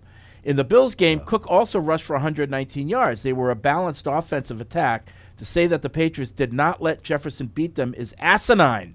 Cook only ran. That's a little strong. Cook only ran. I can call him. Cook only ran for 42 yards of the Patriots game. Was all on Jefferson's shoulders. I don't know if I agree with that. But. Okay, so they held Dalvin Cook in check. They completely took him out of the game. Okay, 2 yards a carry about. Yeah. And Jefferson only went for 135. Right. I don't know why you keep saying only before that. It's like when because he's Justin Jefferson, it's Paul. Like he doesn't average 135 yards a game. He averages over 100. I just don't know what would constitute having an impact on the game. He had a huge impact on the game. And he's going to have a so huge many impact on the people game told me just heading into being the there. game that wouldn't happen. That's all. And I was jarred by it. I did not feel he was going well over 100 yards in that game. I didn't think it would happen. Okay, I figured they would do everything they could to make someone else beat them, and they didn't. So he had He's got stats. He had 139, right? 9 for 139 and a touchdown. Kirk Cousins threw for 299 yards in the game. So that means that 100 and you do the math. 160, thank you, yards had to come from someplace else. He had 1 touchdown. They scored 26 offensive points. So that means that 19 other points had to come from someplace else. I'm not saying that Justin Jefferson didn't have a huge impact on the game. He had a massive impact on the game because the Patriots let him have a massive impact on the game. So you say, the caller says that he was targeted 16 times in the game against the Bills. That does not help your argument. It does. How They were does that able to help cover your him better than argument? you were. No, if he's getting targeted 16 times, it means he's open. Well, was he open on that 4th down? Why? No. Why would they be throwing the ball to? Not necessarily. Why would they be throwing him to the ball 5 more silly. times? Yeah. Like he was covered. He was targeted 16 times, but he only caught 12. Nine. Nine. No. In the other game, 9. They stopped 6 of them. He caught 10 of them. I don't know. Yeah. I'm gonna Anyway. drop this. We've had it out enough about this. Drew writes in about Mac's progression. We saw what is likely the best game Mac has played all year? ? How concerned should we be that it's a spurious game, only possible due to the weakness in the Vikings secondary, or can we hold out hope that he's turned a corner in terms of confidence in the pocket and his receivers? He looked fairly angry and upset after the game. Could that be a sign he's back to where we've seen him all year? I don't know. I mean, we'll see how the protection is. Von Miller being out's big, but I think he had some protection early on. He looked comfortable. I don't want to put it all on Minnesota that the only reason he had any success was because they were terrible. I mean, it wasn't that. I mean, and considering what you've seen in the past from the Patriots, I have some numbers. Yeah, yes, in the back. So Kirk Cousins threw for 357 yards against Buffalo. 193 of them went to Justin Jefferson. Yeah. So the other 164. I stand corrected. He only threw for 299 yards against the Patriots and 136 of them. So 163 of them went to other places. So I stand corrected. He definitely had a bigger impact on the Buffalo game. I was wrong. The 1 yard difference, I was wrong. Oh, Thank you. Snarky you. Paul. That's all I It's needed not to hear. snark. You can't possibly tell me that he didn't have a similar impact in those 2 games. Well, Mike in London, Ontario says, just want to make sure I understand Evan's point correctly. 7 for 143 and 3 touchdowns on 12 targets is dominating the game.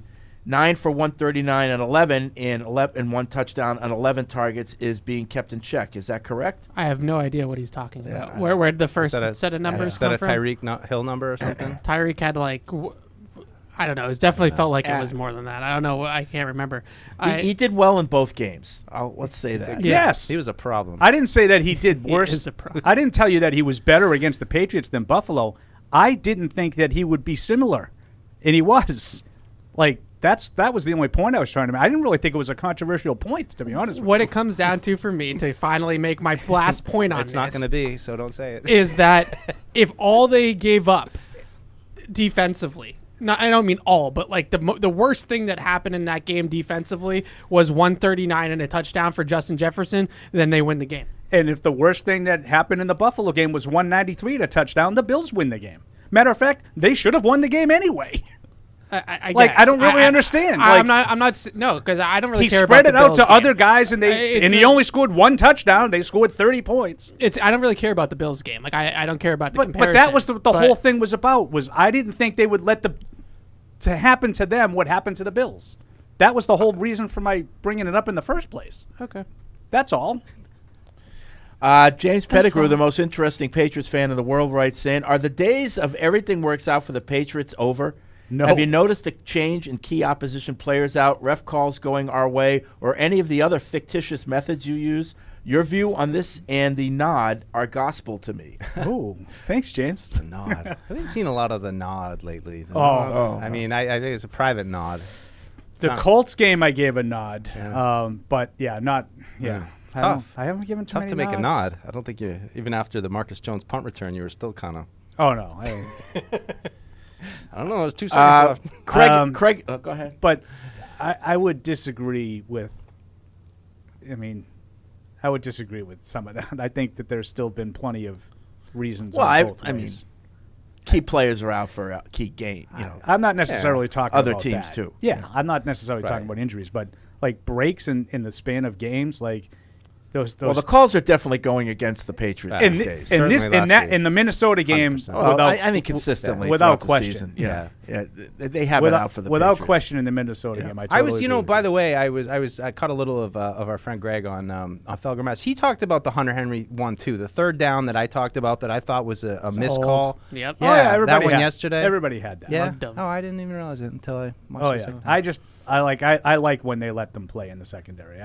To me, if you hit a guy before the ball gets there, I want a flag. Yeah. Which ironically enough, that's the one that's never called. Mm-hmm. You can kill a guy. Like you get there, bang bang, but you hit him before the ball gets there, they're gonna let it go 9 times out of 10. But you take the guy's towel out on his break, and that's a hold. Craig in Hoboken.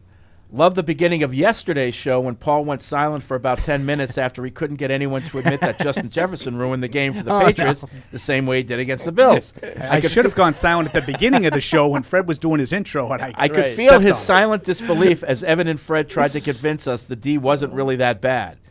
Just wanted to get your thoughts. I was going to say, I don't think either one of you said that. I have to defend you both. They weren't as bad as people said. Fred kind of said that. I did. Oh, okay. All right. I did. I don't remember Evan saying that. No. I just wanted to get your thoughts. I felt like all week leading up to the Vikings, we talked about how the Vikings D was not great, how the scheme is an ideal matchup for our receivers to be able to find the soft spots in the zone, and how this was a winnable game. Mac played his best game of the year, maybe of his NFL career. I guess my worry here is, did we just see the ceiling of this offense? Will it ever look better than it did Thursday? If so, I don't see too many more winnable games on our calendar. Just about everyone left has an elite receiver and a capable quarterback, and I feel like our D is really more like we saw on Thanksgiving than what we saw in the first half of the year. I can tell people have not watched the Arizona Cardinals offense this year and just are going off of name brand recognition with Kyler and DeAndre Hopkins. Right. I think that you can expect to move the ball and score points against the Cardinals and the Raiders. I think those teams, the Raiders' defense is really, really bad. I think you have to. I mean, we're almost throwing parades about what looks like a functional offense finally to appear on the field for us. But I think they can be better. They got to show some clutch at the end. They got to make some plays at the end of a game. And it's weird, it's not always A equals B and B equals C than A equals C in the NFL. Matchups are different on every team, and sometimes just you get against a team where you think you have the matchup, but there's something about individual matchups that the other team does better than expected, and so I don't think just because they played a certain way against the Vikings, you're going to see that same thing down the road. It's really different week to week with the different teams. Like Jacksonville for a long time, the Colts couldn't beat them. And the Colts were a better team. It's just weird how the NFL works that way sometimes. I'm interested to see how the Jets do against the Vikings this week. How does Sauce Gardner match up with Justin Jefferson and just generally, how does Mike White do? I'm going to with tell some of you those right weapons? now, They're going to be if better. they just let him go one-on-one, he's going to get like 9 for 136 again. Oh yeah, but they're going to get to Cousins. Yeah, they'll do what we didn't do. They're going to be better. These are the big games we're watching now. I mean, if you're realistically, hoping especially the Patriots the AFC, NFC ones. Yeah. Like you could make an They're argument, when two AFC teams are playing each other, Cincinnati and Kansas City, I think play each other this week. Yeah, we're probably rooting for Kansas City because Cincinnati's closer in the wild card. But like when they're huge when they're playing the NFC, because someone's going to benefit from Kansas City, Cincinnati. Only one team can benefit from Jets, Minnesota, and that's the Jets. In terms of the Patriots' playoff hopes. So that is a huge game. I also love how Miami, San Fran too, right? Yes, yeah, that's yeah, the matchup. yeah. We took so many calls about Bailey Zappi on this show, and nobody wanted to talk about how the Browns and the Lions are horrible defenses, and then Mac Jones carves up an average Minnesota defense, it's like, but he was playing the Vikings, and their defense is bad. Oh, really? I talked about how bad those defenses were. I'm sure the Lions had the single worst defense in football at the time. Right, but nobody besides Paul, nobody else. Yeah. And No, but I mean this this show. When I say this show, we talked about it at length. Yeah. How bad those defenses were. But when Mac Jones plays an average Minnesota defense and puts up 400 yards, now it's just that the Vikings defense is terrible. I have not heard this, and when Evan just brought up Zappi, it reminded me. I haven't heard this comment, but evidently Tim Hasselbeck was on ESPN yesterday, and I think it was part of Get Up maybe, and I didn't hear the context, and I still haven't seen the clip, but evidently he alluded to toward the end of the clip that there's still some Zappi backers in the Patriots locker room. Oh, yeah, 'cause Tim Hasselbeck's down here. No. I don't know if I found it fascinating. Like Matt coming off his best game, and for the timing of that, I thought I thought that was interesting. I don't think Tim Hasselbeck is in the Patriots locker room. I don't think he's talking to Patriots players all the time. That's not what I'm trying to say. But he's also not a guy. He's not like Stephen A. Smith, where he's like plugged in. No, throwing crap all over the place without any basis and trying to be a muckraker. Right. That's not what he's been about. Do you think there's any way somebody said something to him? Would be my guess. Yeah. It might have been second or third hand. Could be. I think Ninkovich was like in the tunnel the other day. Yeah, like, he opened the door. The Jets game. Oh, yeah. So like Ninkovich is on ESPN with Hasselbeck. Yeah. Just kind of connecting dots. Alex and Raleigh. Last week, our defense had a tough time stopping the big plays in the air to Justin Jefferson. Tomorrow, we have a different challenge, trying to contain Josh Allen and limit Diggs in the passing game. I think this will have to be a game where we do our best to cover Diggs and just let Josh Allen run around and see if he makes mistakes trying to make big plays.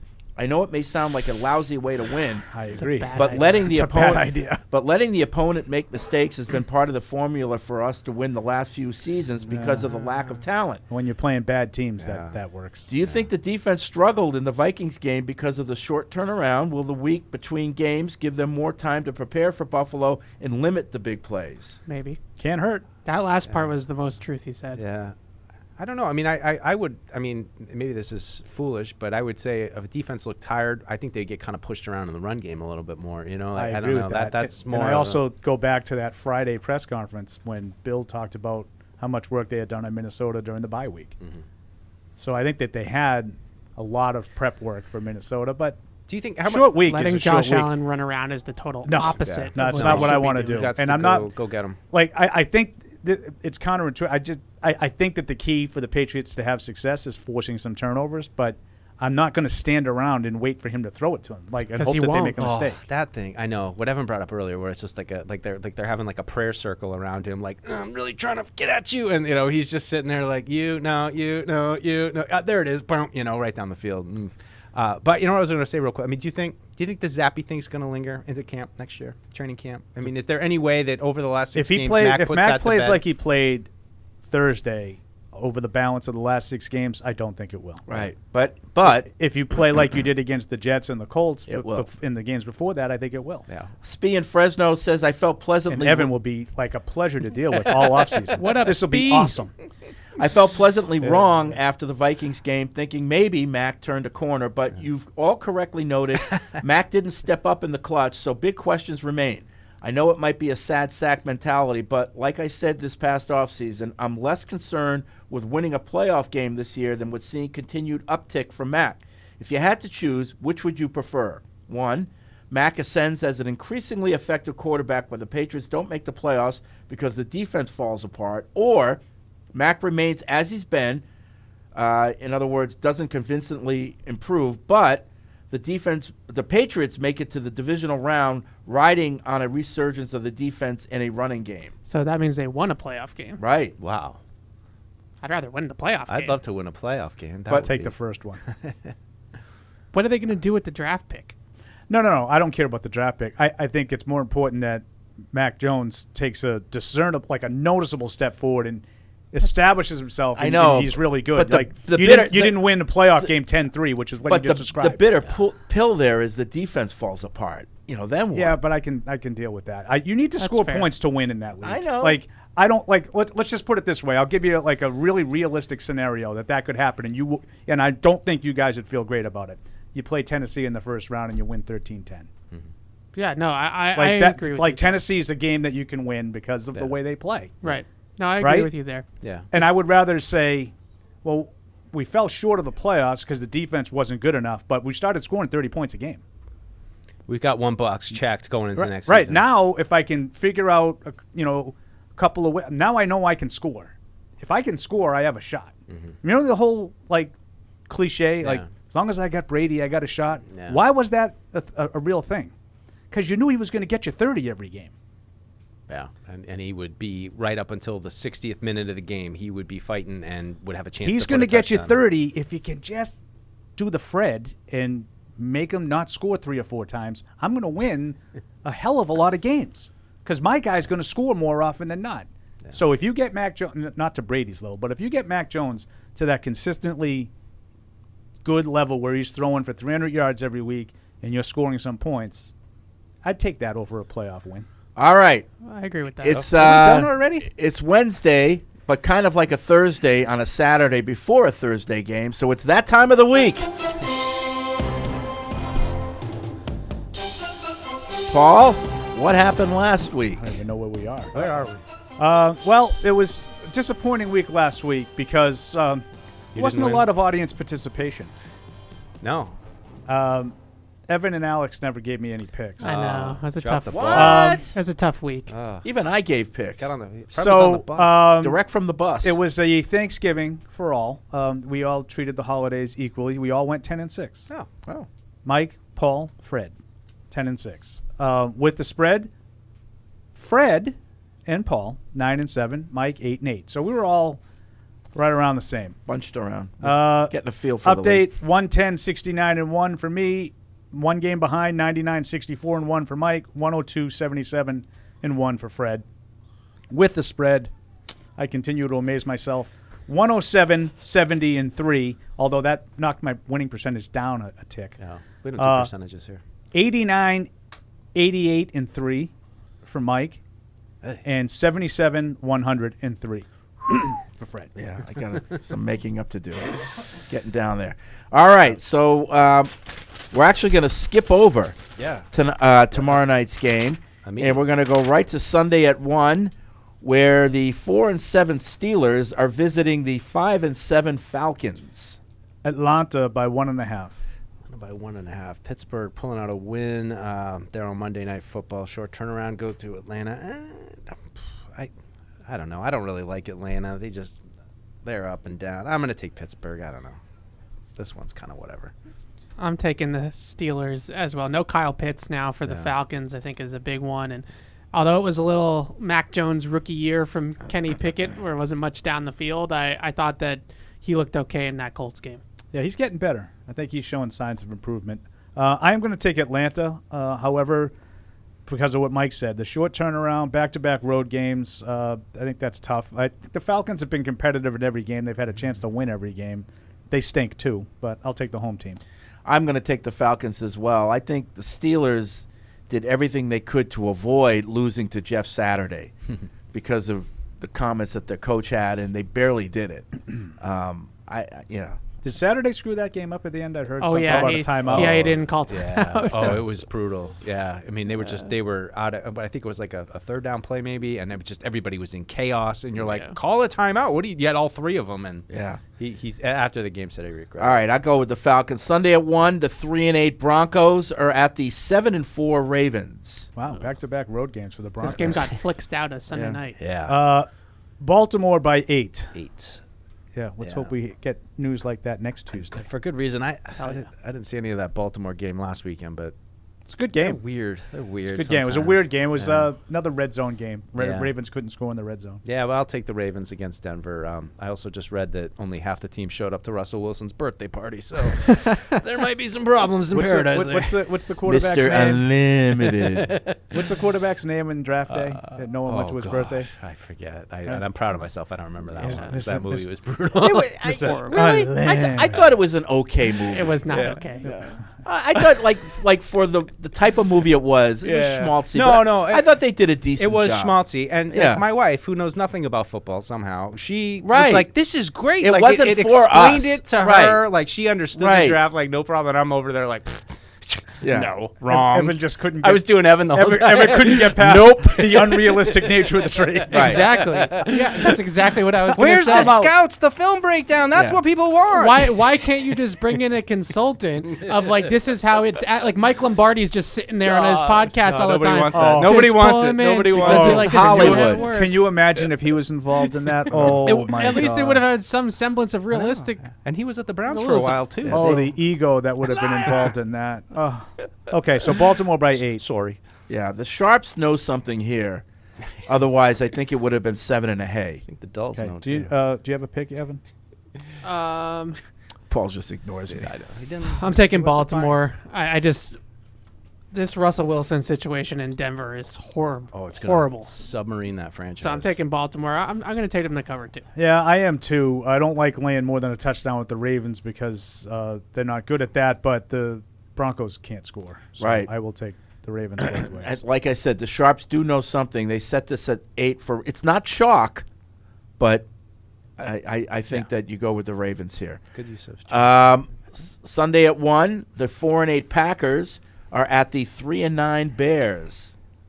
Pack is by 2. God, and so Is this Trevor Siemian again, or is this Justin Fields? I can't imagine Justin Fields. Why would you I play can't him? imagine either, and I don't. And I just Is it I Aaron scrolled Rodgers? past something on Aaron Rodgers too. I don't know what his He's got a dealio rib? is.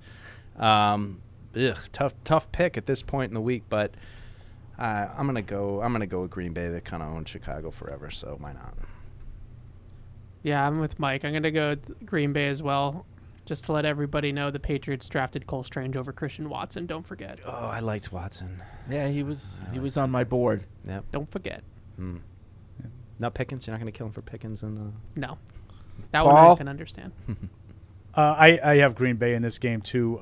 Chicago, I thought, was one of the worst teams in football heading in, and they've lived up to that. Yeah, I'm going to go with the Pack as well.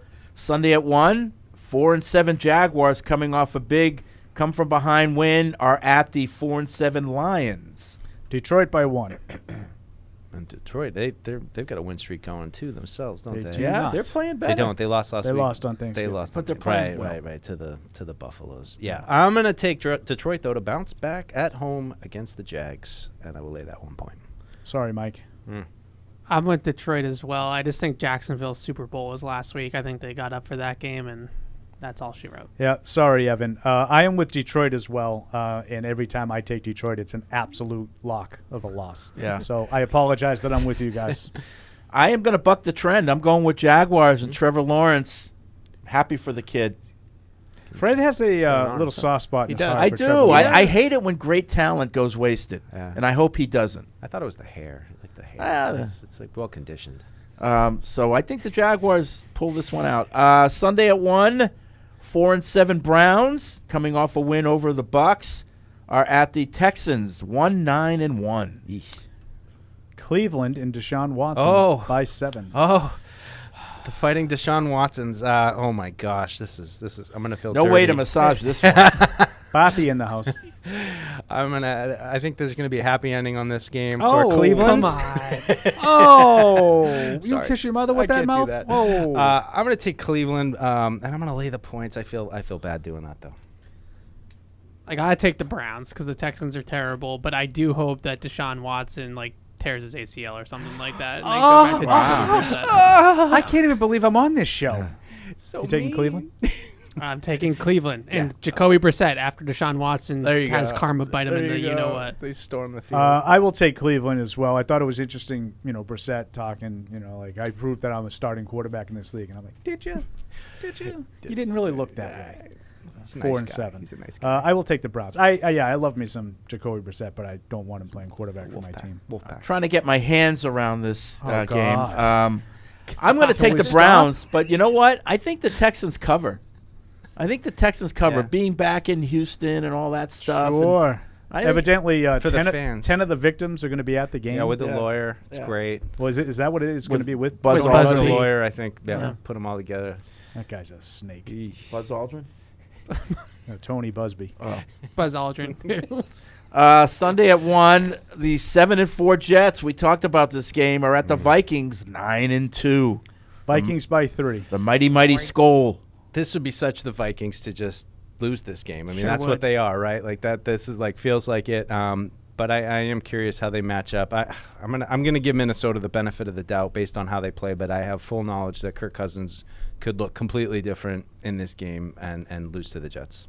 This is such a weird game because I agree with you totally on your Vikings take, but I also think that water might find its level with Mike White. So it's like, which one do you lean towards? And I'm going to lean towards the Vikings at home just because they're at home. And Fred and I were in that building. That building is awesome. It gets loud in there. Fake it's snow. It's Really? a great Yeah. atmosphere. Yeah, we saw the fake snow on TV. Yeah. So I think that's a factor in Got this in my game for drink. Minnesota, and I like the Vikings. The melt? Yeah, the Like, what snow is it? got in my drink. It's a fake, but what is it? It's like, I don't know what it is. I'm sure it's nothing poisonous. We'll find out in a couple of years. I'm going to take the cheese. I'm going to take the Jets. I'm going to take the Mike Oh, White he's going cheese. for it. Evan unfolded all of the sides perfectly. I can see it. I'm just going to ride the hot hand. I think that they looked like a different offense with him. I think they looked like they had more fun playing with him. Yep. He was actually checking Sounds it like down. Zappy. I know.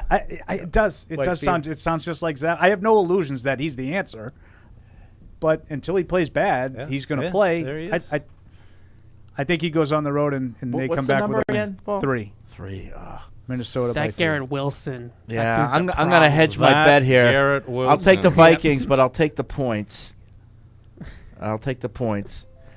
Sunday at 1, 7-5 Commanders are at the 7-4 Giants. Unbelievable what Washington has done under young Taylor Heineke. Yeah. It's a young Washington by 1.5 on the road. Washington by 1.5. Tough. Yeah. I'm not going to do it though. I'm going to stick with the Dable and Danny J, and I'll take the Vikings. What did you say? 1? Giants. 1.5. 1.5. Yeah, I'll take the Giants and I'll take those points at home. He doesn't even know what game he's picking. What am I doing? What He am I said doing? Vikings, right? Did I say Vikings? Yes. Oh God. I'm gonna take the Giants. Their Giants are home dogs. That's interesting, right? Home You don't dogs. disrespect I Daniel don't Jones like that. I that. take the Giants. And for that reason, I'm taking the Giants as well. Home dog. Yep. Giants for me as well. Sunday at 1, the 7-4 Titans are at the 10-1 Eagles. Eagles by 5.5. Ooh, yeah. Usually, I like the Fighting Vrabels. I mean, I continue to be amazed by, just how solid a football team they are. But I don't think it's enough against the explosive Philadelphia Eagles offense. I will take them, and I will lay those points. I'm taking the Eagles. The Eagles offense is like what I dream of in like my fever dreams. Just like all the quarterback run elements, all the RPOs. If I didn't know you had a girlfriend, I would absolutely doubt it. Like, this is what he I'm in love with Ooh, ball. This is what he dreams about. In my fever dreams, I just look at offense. Like, did you see that RPO right there? Nick Sirianni and You don't his even know his RPO He- package. He learned his name this show. This Nick Sirianni's got me all hot. You laying the points too, guy? Yeah, I'm laying the points. Tell you what, me some Eagles. Freddie, I'm going upset on this one. Whoa. I just have so much respect for Vrabel and his ability to come up big in spots like this. Don't you do that to my Sirianni. Yeah, I think this is going to be interesting. I'm going to put it out there early. I'd be very surprised if Jalen Hurts runs for 110 yards, like he has been against the Rails, because I just don't think Vrabel will allow it. I don't think that sorry. Yeah, I don't think Jeffrey Simmons will allow it. Yeah. Figure out a way to, not just allow him to run 30 yards. So you're saying like Titans the Packers outright? Did. Titans outright. Wow. I'm not going to go quite there, but the Sharps do know something, because it's 5 and a hay, which is 2 and a hay. So I think the Eagles win, but the Titans cover. You see what you've done? All right, now we move to the later afternoon slate. 4:05, the 6-5 Seahawks are at the 3-8 Rams. 3-8. Seattle by 5. I'm not sure there's going to be any Rams left to play. 5, I know. This is the Fred Stenzo too, right? Yeah, this is the Fred and Paul poster child for good team, went south, and they're all bailing on IR. Right. Like rats off the ship, right? Yep. Well, I hope it was worth it getting that Super Bowl, Rams. There you go, guy. Good job. I had Fred bingo for that one, but you stole it. I jumped in on it. I'm going to take Seattle, and I will lay the points. I'm going to take Seattle, do the same exact thing. Aaron Donald, high ankle sprain. I don't think he's going to play in this game. He's also flirting with retirement. So to both of your points, the season goes south. It's over. Back to the bottom, Rams. Both McVay and Donald flirted with retirement after winning the Super Bowl. Right. You go 3-8, like, see ya. Who's back? Right. Why? Zach Robinson, future. McVay hit his head. I think Seattle might be sort of hitting the wall and going the other way, but that's a good point. But I'm gonna do what you guys did. I'm gonna take Seattle and lay the points. I kind of like is it Bryce Perkins? I thought he showed a couple of signs of ability the other day. I'll take one drive anyway. I'll take Seattle and I'll take the points. He didn't play very well. Seattle, and you'll take the points. So you like the LAR. I'll take the points. It's a close one. 4:05, 8-3 Dolphins against the 7-4 49ers. Might be the game of the day. Great game. Yeah. Great game. San Francisco by 3.5. Mike McDaniel against his former mentor. I think I got to go with Miami on this one. Do you now? Yeah. I mean, Tua playing lights out. Like him a little better than Jimmy G. I'm going to take Miami, and I will take the points with me. In the middle of the night, in my dreams. It's Mike McDaniel against Nick Sirianni. The Dolphins' offense also has some times when they creep into the dreams. You're naughty. Cheeky monkey. Give me that. Miami? Miami. I just like the quarterback better right now. That's fair. I am going to take the defense. I'm going to take San Francisco, but I will take the hay. I'll take the hook, and I'll take Miami That's to cover. fun. I like to see this. Yeah, that's the big thing. What can the 49ers defense do against the Dolphins? I'll do the same thing as Paul. I'm going to take the 49ers, but I'll take those points. 4:25, 9-2 Chiefs are at the 7-4 Bengals. Kansas City by 2.5. Big game for the AFC playoff race here. Cincinnati's got a tough schedule. They do. They got a really tough schedule. But you know what? I still continue to think Patrick Mahomes and KC are the class of the AFC. I'm going to take them on the road, and I will lay those points. Jamar Chase, I think, said that he was targeting this game to come back, but I still think that's 50-50. I like the Chiefs too. I'm going to take Kansas City. That'd be a big break for the Patriots if the Chiefs can knock off the Bengals and get them to 5 losses. So here's where I think, Fred, this year may be different than past years. It was like you could book this one. Kansas City would win because that's what the Patriots would need. I don't think some of those things are happening like they used to happen. They didn't happen last week. Last week it was basically over. Bloodbath, yeah. And even the bye week, there was one I think the Chargers lost, but all of the other games that the Patriots would have, quote-unquote, wanted didn't really happen. I'm going to take Cincinnati. I think they beat them last year at home, and I think they do it again at home. Yeah, I'm going to go with Kansas City to win outright. This is a kind of big game for them, too, because, the Dolphins are on their heels for the top seed. And the Bills. And the Bills. So they've got to keep pace here. Correct. It's a big game for both teams. Absolutely. Yep. So I'm going to go with the Chiefs. 4:25, the 6-5 Chargers are at the 4-7 Raiders, playing better lately. The lack by 2. That's another one. Patriots, the Chargers, the Dolphins, the Jets, and the Bengals. Those are the 4 teams that you're kind of in competition for the wild card spot. I'm sorry, Josh, but I'm gonna go with the Chargers on the road, and I will lay the points. I think Josh does them a solid in this game. Chargers run defense is putrid, has been for years. Then you got to be careful who you're rooting for. Josh Jacobs ran for 300 last week or something like that against Seattle. Over 300 scrimmage yards. And I still feel like there's something wrong with Justin Herbert, that he just can't. I don't know. It just something's missing. Something there with that. I like the Raiders at home. Yeah, I'm with Evan. I think the Raiders are starting to make a little bit of a push, and if they win this game and they get to 5-7, and then you play them in 2 weeks, assuming that if the Patriots lose, it could be tied. Yeah. I'll take the Raiders. I think they're playing better than the Chargers. The Chargers are a funny team. They have games within games. Too many injuries. They're good and bad in the same game. It's weird. They always have a weird decision. Asking too much out of Josh Palmer, as an example. Yeah, so I'm going to go with the Raiders to win this game, just because it helps stands us more. alone with the Chargers. You'll probably be now right. we move to 8:20 on NBC. When you believe in Josh, he let you down. The 4-7-1 Jeff Saturdays are at the 8-3 Cowboys. There's another big. That was the one result that went the Patriots' way. 5-6-1. They're back in it too. Yep. That was a big loss for the Colts. Dallas by 9.5. 9. Yeah, I think it's over with Jeff Saturday. I'm going to take Dallas to win, but I don't know. I'm just going to take the points for fun, and I think it's a close game. I would have taken Dallas if they were plus 20 to win, minus 20 to win this game. Blowout city. Oh, no. No chance. I'm not as confident as Evan, but I'm taking Dallas, and I'm going to lay the points too. Yeah, I'm going to go with Cowboys both ways. Just put a licking on the Colts. 8:15 Monday night. The 4-8 Saints are at the 5-6 Buccaneers. Bucks by 4. Bucks by 4. Well, this is putrid division.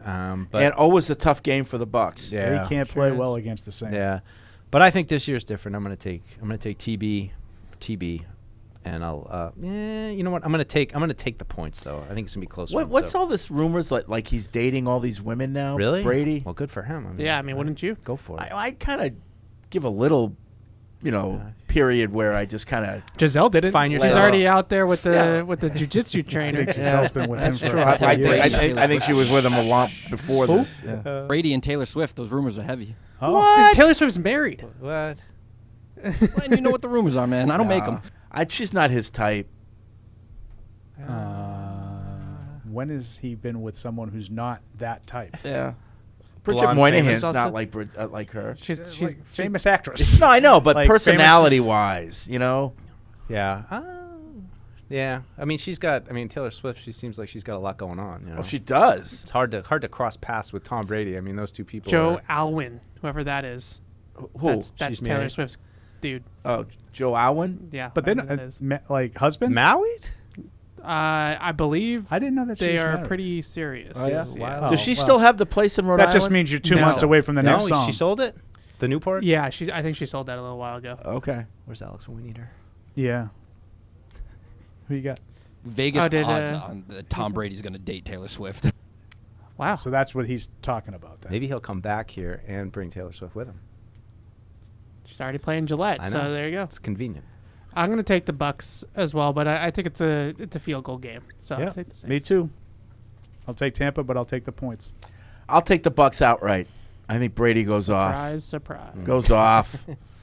All right, now we move back to Thursday night. Tomorrow night, the trucks are here right outside our door. Just so people know, our radio studio is what we call the TV compound, and the big Thursday night football Amazon truck is here. It's very exciting when you see the trucks roll in and getting ready for the game. They've actually been here since Monday, I think. Yeah, but it's kind of too much. Yeah. So, Thursday night, the only team playing, the country's watching. Yeah, or the streaming. Well, those with the internet. Yeah. Well, they used to be. Now, yeah. Who knows? Or people like Paul who Felger can't find it. I need my kid to string it up. The Bills are 8-3. The Patriots are 6-5. Bills by 5. 5. Yeah, I wish I could. I wish I could take it. The Patriots. I can't. I feel like I could, but You're I won't. allowed. I feel like they're gonna put up a pretty good little fight, though. I think. I think it's the end of the game is going to be where Buffalo kind of makes the plays and pulls away, and that's kind of a characteristic of the Patriots. I know Buffalo's had some late game collapses. I don't think it happens against New England. I went a little bit higher on my score when we made our initial predictions there back on the TV show. I'm going to bring that a little bit down, but I still got the Bills 35-20. So I think it's going to be closer than that. I think that it's going to play out a lot like the Vikings game did. I have the Bills 30-27. And again, I think that the Patriots are just not going to be able to make the plays in the fourth quarter in a close game. But I think between the fact that they ran off the field in the playoff game, and if you've dropped to 6-6, your season's probably it. So I think they're going to come out with a pretty good fight in this game, but I think that Buffalo makes the plays in the end. I do think that they are highly motivated. I think that you guys, Mike, I think you brought up that they've been hearing a lot about the lack of punts, and I think that's a huge source of motivation for the defense specifically. I just don't think they're good enough on either side of the ball, really. But I don't anticipate a blowout. I think at home, it's like what Evan said. I think they'll make some plays and have a chance, but the other team's just a little bit better. I'll take Buffalo 31-23.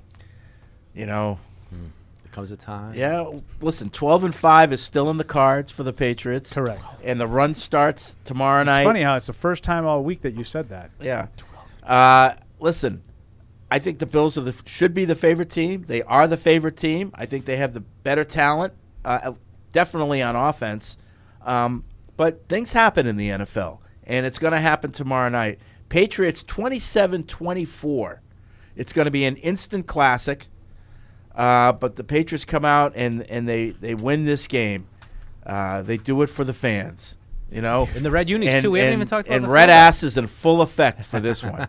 He's running around the sideline. He's going to be in full effect. The red jersey gives the red ass. I would like to have heard Bill's rah-rah speech about the punting thing, right? You didn't even force a punt. You gave up 80 points in 2 games. I can't stand it. Yeah, that sort of thing. Mean, I think that in your is there. defense, you did make them line up in punt formation. It was in 2020, but never happened. In your defense, Steve, you did a good job. It's a joke. It's a joke. What? It's like when they had the parade route, right? Who was that? The Eagles had the parade route lined up, and he's he's brilliant at it. The other thing to add on to that, which since we have a couple minutes here, we have like 10. Which is that you have 4. I think right? there's. I think as much as there's motivation coming off of last year's game against the Bills, I think there's motivation coming off that Vikings game. I think the missed referee calls, they feel like they got jobbed a little bit in that game, and I think that feeds into it too. They've heard a lot about the Hunter Henry touchdown and all that. I think all of it. They feel agitated. It's a I don't want to say must win, kind of a must win. If you had to say, but it lines up, they'll play hard. I think they'll play hard. I think they always play hard. I think they quit in the second half of the playoff game. I think Evan alluded to that earlier. It's not even worth talking about. Yeah. But I think for the most, I don't find a lot of examples of the team as a whole quitting. I think they'll play hard Thursday night. If you had to say, the Patriots win this game, would you say after the game, Patriots won it or the Bills lost it? Bills lost it. Oh, Bills lost it because it's going to have to play into just some Josh Allen. Oh yeah, you're going to need some luck because you can't envision a scenario that the Bills play reasonably well and lose. You're going to need luck. You're going to need some bounces, the balls bouncing your way. Or you're going to need to see a totally different Patriots team than what we've been watching for the last 4 months. Is that realistic? Yeah. No. Come on. Right. No, I want that to happen. And just so you know, if the Patriots came out and they executed really well offensively, I wouldn't say, well, the Bills played bad on defense. I wouldn't say that's why you won because the Bills played bad on defense. I'm talking about the Bills, did what the Patriots did the other day. Third down, they got to stop, face mask, run into the kicker, give them an extra possession. 3 turnovers on offense. That's what I mean by playing bad. All right, that's going to do it for the show. I see the callers. Stay tuned, callers. Hang on for Catch 22. We got another 2 hours, or is it an hour show you do? Just an hour. An hour or so until they feel that they got done. open-ended today. Yeah, so we got another hour of Patriots talk with 2 of the best in the business, Evan and Alex Barth. So stay tuned for that. Patriots Unfiltered is brought to you by the Massachusetts Office of Travel and Tourism. Great memories are made in Massachusetts, no matter how you choose to make them. Indoors or outdoors, scenic views or city vibes, solo or family style. Whatever moves you, whatever the season, plan your perfect Massachusetts getaway at visitma.com. Pre-game show tomorrow, 6 o'clock. Post-game, we'll see you next Tuesday. Thank you for downloading this podcast. Subscribe on Apple, Google Play, and everywhere else you listen. Like the show? Please rate and review us. Listener comments and ratings help keep us high in the podcast rankings so new listeners can find us. Be sure to check Patriots.com for more news and more podcasts. The world's original podcast.